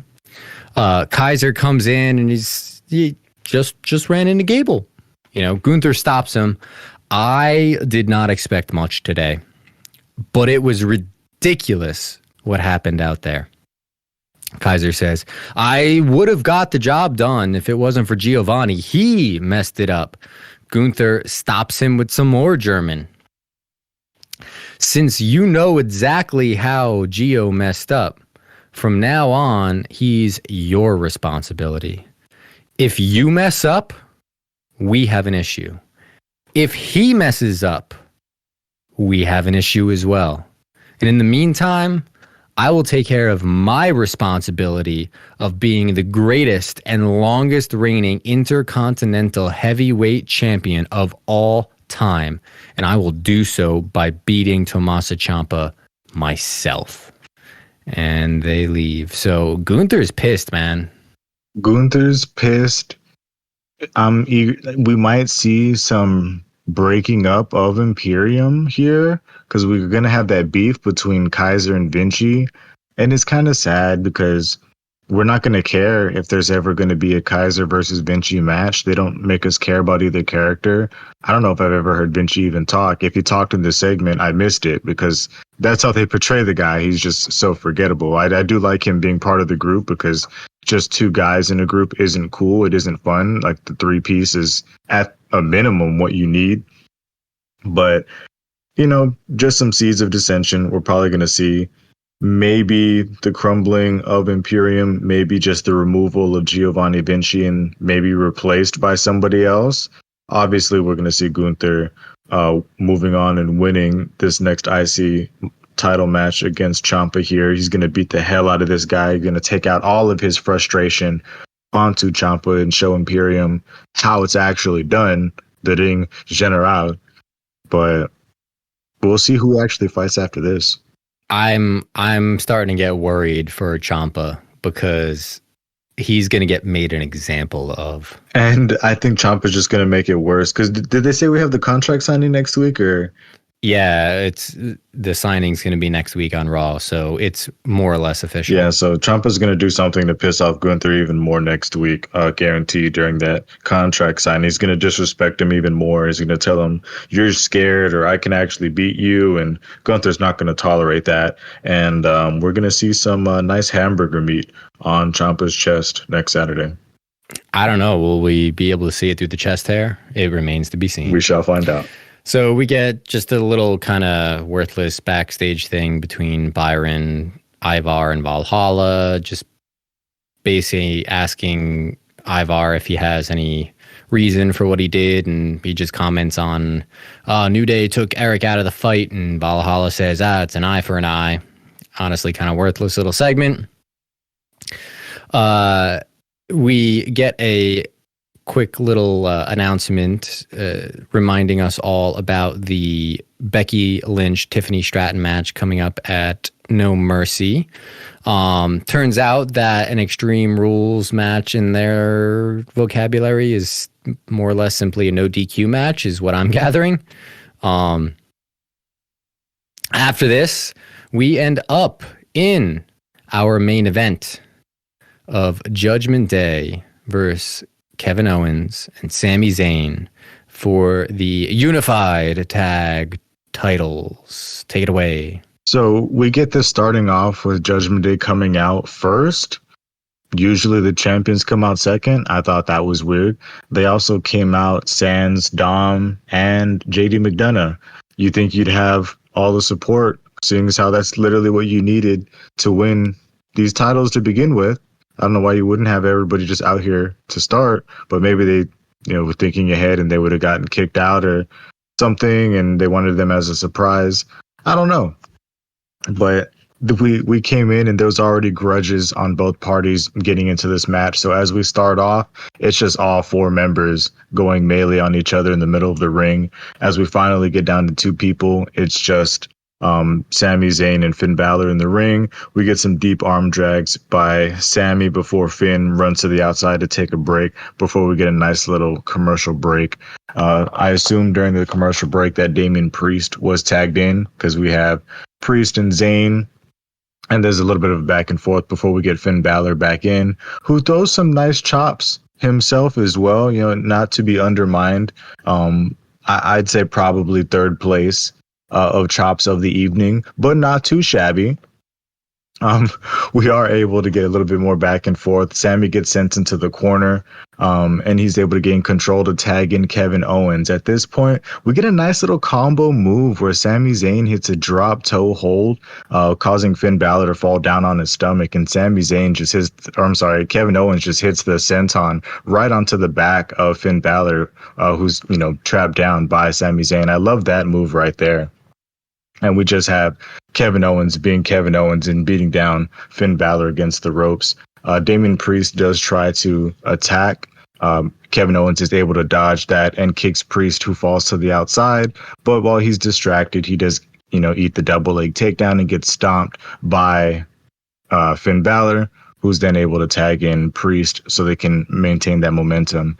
Nice little choke here by Damian Priest. Basically, Kevin Owens is hanging over the middle of the second rope, and Damian Priest has his knee on his back and he's pulling up on the rope into the neck. Only get a 5 count on that, but that looked pretty brutal there. He's trying to get some kicks, get some chops in. At one point, Damian Priest throws a kick that gets caught by Kevin Owens, and Damian Priest just hits a fat bell clap on Kevin Owens. I love that move. Nobody ever does it, and I don't think I've seen it before in WWE until Damian Priest started doing it. I obviously something that's just disorienting, but it looks really nice. It sounds really nice. Anything that sounds nice always sounds like it hurts. But they get right back to it. Kevin is trying to find his way out of the corner. We get the little hockey fight action before Kevin is able to hit a nice DDT on Damian Priest as we get a little double down before Sami Zayn gets tagged in. Sami Zayn's hot, hits the clothesline, gets the 10 punches in the corner, standing up on Damian Priest. We do have a little sneak attack here from Judgment Day. We get Priest sent to the outside, and then Finn gets sent to the outside right behind him after he tried to sneak in on Sami Zayn. Sami Zayn then takes this opportunity to hit a nice flip dive over the top on the Judgment Day right before yet another commercial break. As we come back in, we have Sami Zayn up top. Looks like he has the momentum, but he gets caught in the choke slam, and Sami Zayn is just able to chop the hand, get out of that, runs up the ropes while holding on to the hand of Priest to hit a beautiful giant tornado DDT. At this point, we get the double down and the double pin as Finn Balor and Kevin Owens are back in the ring. And right here, Kevin Owens just hits the juice. He had all his finishers saved up or whatever the hell was going on with him at this moment. But quickly, he just goes in. He's beating down on Balor. Eventually, they both get sent to the outside. Kevin rolls to the outside and just sprints, knocks down Finn Balor with the clothesline, keeps sprinting, running through to the other side of the outside of the ring, knocks down Damian Priest as well. Finn Balor back in the ring, gets clotheslined, falls down into the corner. Kevin Owens is up on the apron as Damian Priest starts to gather himself after that clothesline from the outside. Kevin Owens then hits a flipping senton to the outside on Damian Priest, only to get back up, climb into the ring. Finn Balor still sitting in the corner, eats another senton from Kevin Owens into the corner, only for Kevin Owens to go back outside of the ring, pick Priest up for a backdrop onto the announce table, put that man down. Finn Balor still hasn't gotten up, only for Kevin Owens to climb right back inside to hit the big top rope frog splash right onto Finn Balor for just a 2 count. Wild segment from Kevin Owens. The crowd at this point is chanting, "This is awesome." As Kevin's trying to gather himself, still kind of bewildered that was not a 3 count. Quickly, both men are back up. Finn's, counters the stunner from Kevin Owens, trying to gain a little bit of momentum, but eats a headbutt from Kevin Owens. They do end up back on the rope, and they're fighting up top. Balor, kind of keeps getting knocked down by Kevin Owens, but he keeps running back up top. Eventually, just gets caught in the fireman's carry as Kevin Owens jumps off the second rope, flips into another rolling senton, landing directly on top of Finn Balor, who lands right on his back. Oh, man. Was beautiful. But at this point, Finn Balor was able to get a little bit of momentum as Kevin Owens got distracted. He climbed back up top, tried to eat the swanton, but Damian Priest was able to distract him. In that moment of time, Finn Balor was able to regain a little bit of his consciousness as Kevin Owens tries to swanton dive off the top. Finn Balor gets his knees up before he starts to, really take the match over. He hits the sling blade, hits the drop kick into the corner, and is just about to hit the coup de grace. Actually lands it. Looks like the match is over, but Sami Zayn comes in out of nowhere to break it up for only a 2 count. And it just, things really start to get out of control here. Priest ends up throwing Sami Zayn out of the ring. Priest gets tagged in by Balor, and he's looking to take things over. Straps off, sets him up for the chokeslam south of heaven, but Kevin Owens is able to counter that, flips over the shoulder of Damian Priest, tags in Sami Zayn, who hits a nasty exploder right into Damian Priest right into the corner. Of course, Sami Zayn immediately runs to the opposite side, tries to set up the haluva kick, but where out of nowhere, Dirty Dom. He's out to distract the ref, trying to distract anybody. He ends up distracting Sami Zayn, who gets caught by Damian Priest. He tries to hit him with the big, razor's edge power bomb, but Sami fights out.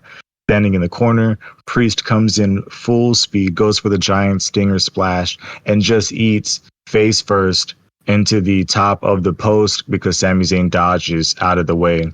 Not able to gather himself, Sami Zayn takes advantage of this and hits a nice blue thunder bomb onto Damian Priest, only for the pinfall to be broken up by Finn Balor here. At this point, Kevin Owens comes back, tackles Finn Balor out of the ring, but we do get a cheap shot from Dominic Mysterio as Priest is able to pick up Sami Zayn and hit him with a big flatliner, but that was only able to be a 2 count. At this point, we still got some Dom action. He's right there back up on the apron arguing with the ref, and you can hear the crowd reacting before we actually get the camera cuts. Jey Uso comes out and begins to take out Dom and try to fight him off from, ruining this match. At this point, JD McDonough comes out to save Dom. This is not the first time we've seen, these two kind of helping each other out.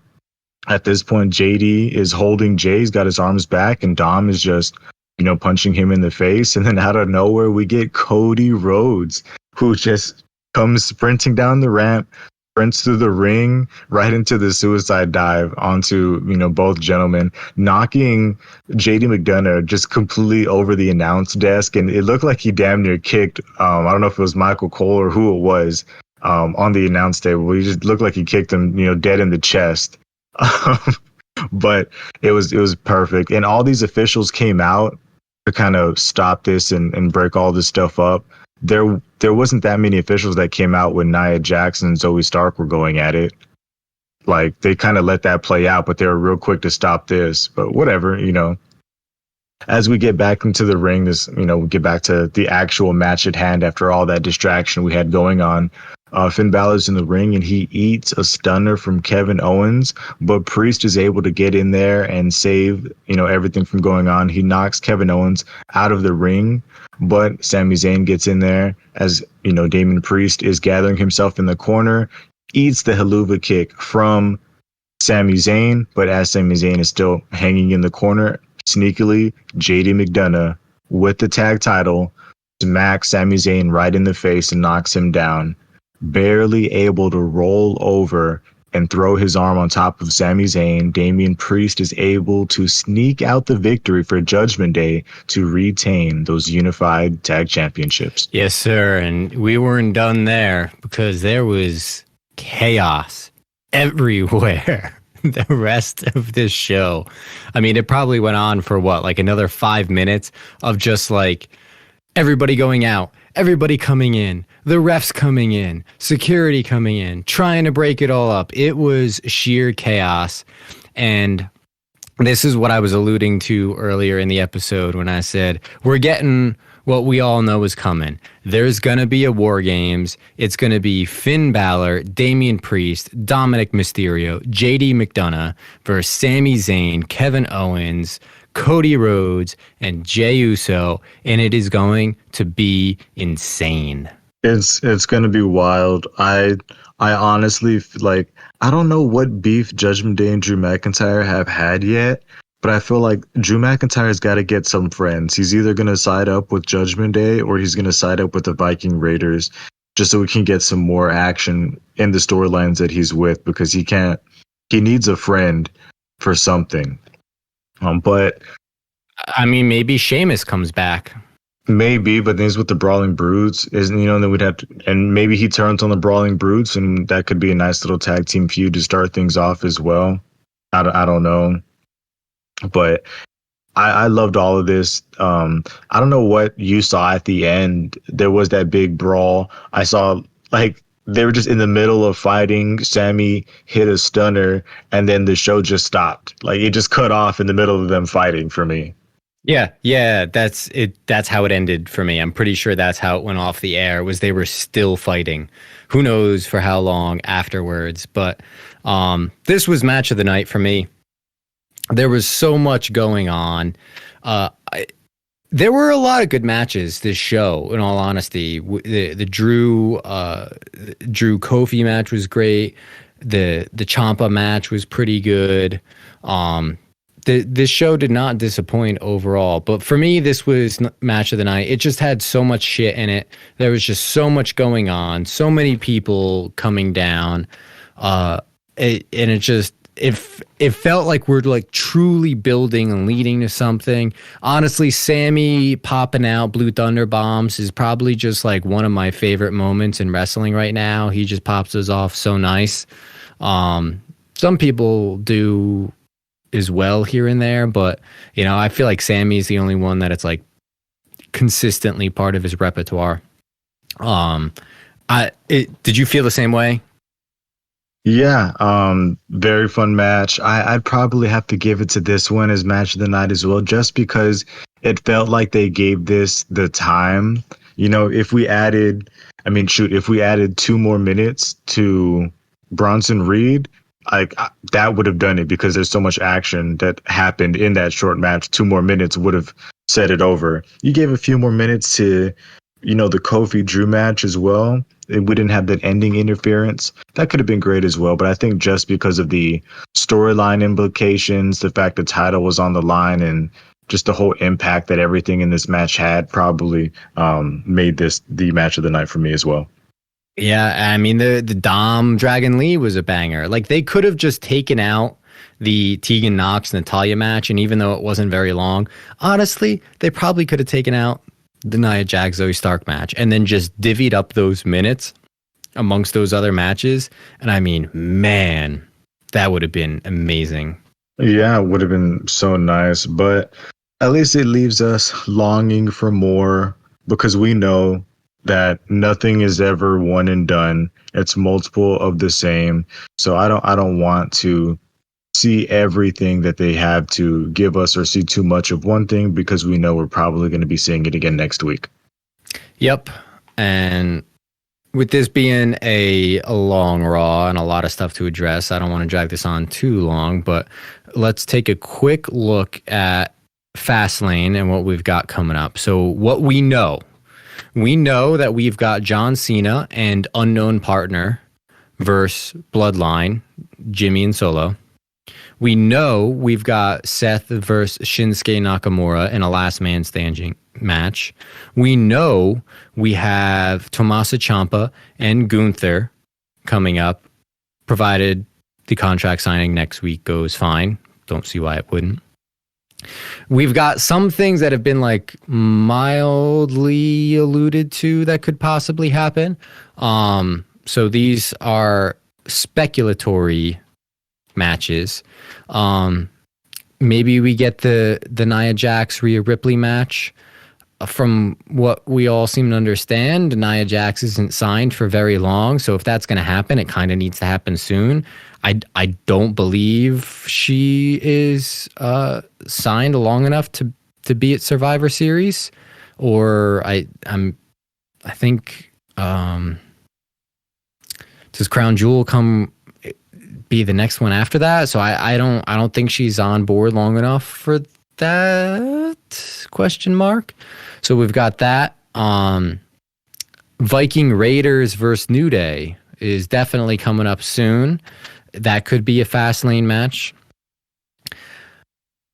I was thinking possibly Cody Drew, but I do feel like that might need a little bit more build up, because at this point we'd only be looking at one Raw to build that up. So for two superstars such as that, I feel like we might need a little more than one Raw build up. So maybe that's a Crown Jewel match. And then just a fun pick here. I have a feeling we might see a Grayson Waller, Austin Theory, A-Town Down Under match. Possibly here's a match versus the Street Profits, maybe? Yeah, because I believe on the next SmackDown on the the Grayson Waller effect, Bobby Lashley is the special guest. So I can see that leading into a match there. What about the U.S. title picture? Are we like we got to get a match there, or we're not getting that? What about the tag titles? Who the hell are they wrestling, right? Or are we just going to get some type of weird multi-man match? Because we can't just get another stipulation match. I guess you could do Sammy and them again and make it a trilogy, but I don't know. I don't think we're going to get that at Fastlane. I think we're going to get that multi-man War Games at Survivor Series with them. And I don't think, they'll probably have defenses between now and then, but I don't see one on Fastlane. Yeah, and then I feel like it'd be kind of quick to jump into the Nia Jax women's title match, because I feel like, yeah, it's very obvious where it's all going, but she hasn't talked about the title. And how hurt are you, mommy, that you can't give us a vignette? You can't send a video message like, I'm pissed and I want to beat Nia Jax's ass. Like, we don't know how you feel. So I don't know where the hell that could be going as well. And the women's tag titles I feel like there's a lot of matches or a lot of titles that are just going to be left out on this next PLE. Yeah, I don't have very high standards for Fastlane at this point in my head. The Seth Shinsuke match is going to be amazing. I hope that's the main event, the last match. Probably before that is going to be, but I don't know. Like, if there's bloodline story implications in the bloodline match, that's going to be last, because it's always last, so they can go off the air. Like, maybe we get Roman's return. Maybe Roman shows up at the end after Jimmy and Solo lose and loses his fucking mind. Like, if that's the route that it goes, that's going to be the last match of the night. But just from match quality standpoint, it should be the Seth Shinsuke match. Yeah, like, it should be Seth Shinsuke, because they need to give those men, 30, 45 minutes to fucking put on a fucking banger and, like, kill it. But I don't know, you're probably right about Bloodline going on last, because we're probably going to get the return of Roman. It's going to be LA Knight versus John Cena. They're obviously going to win, which is going to build into LA Knight versus Roman Reigns at the next something. Crown Jewel, I believe, is what's rumored to be his next booking. I just hope that Roman does come back soon, so that way when, SmackDown eventually comes to my town, I get to see some good Bloodline action. Yeah, that's partially why I skipped out when it came to my town. And you know what? Considering that it was a 3-match SmackDown, I don't really hate that I missed it. Yeah, it definitely seems like Raw might be the better of the two to go see, especially comparing just the amount of matches you're actually going to get to see. Yeah, a friend of mine was like, oh man, you going? And I'm like, honestly, if it was Raw, I would 100% be there. But because it's SmackDown and because we all know that Roman's not going to be around for a while, I just don't. And The Rock just showed up, so he's not showing up again. You know what I mean? So it was just like, I just don't feel like I need to be there. Yeah, I'm hoping that we do get to see something, but I can't be too mad. We're gonna get LA Knight. Yeah, that's coming back soon. We're gonna get Yes Boy. We're gonna get some Pretty Deadly action, because they're coming back soon as well. So I'm excited. Yes, sir. We've got some things to be excited about. Maybe not so much Fastlane, but we shall see. And maybe we'll find out soon who gets traded to SmackDown. My money's still on Johnny Gargano, but at this point I'm expecting to be wrong. But my dog, take us home. Well, my people who are just a little bit less miserable after being blessed with our voices and some knowledge of the most recent episode of Monday Night Raw, we look forward to seeing you on the next adventure. Good afternoon, good evening, good night. Be safe, and see you next time. Deuces. Peace.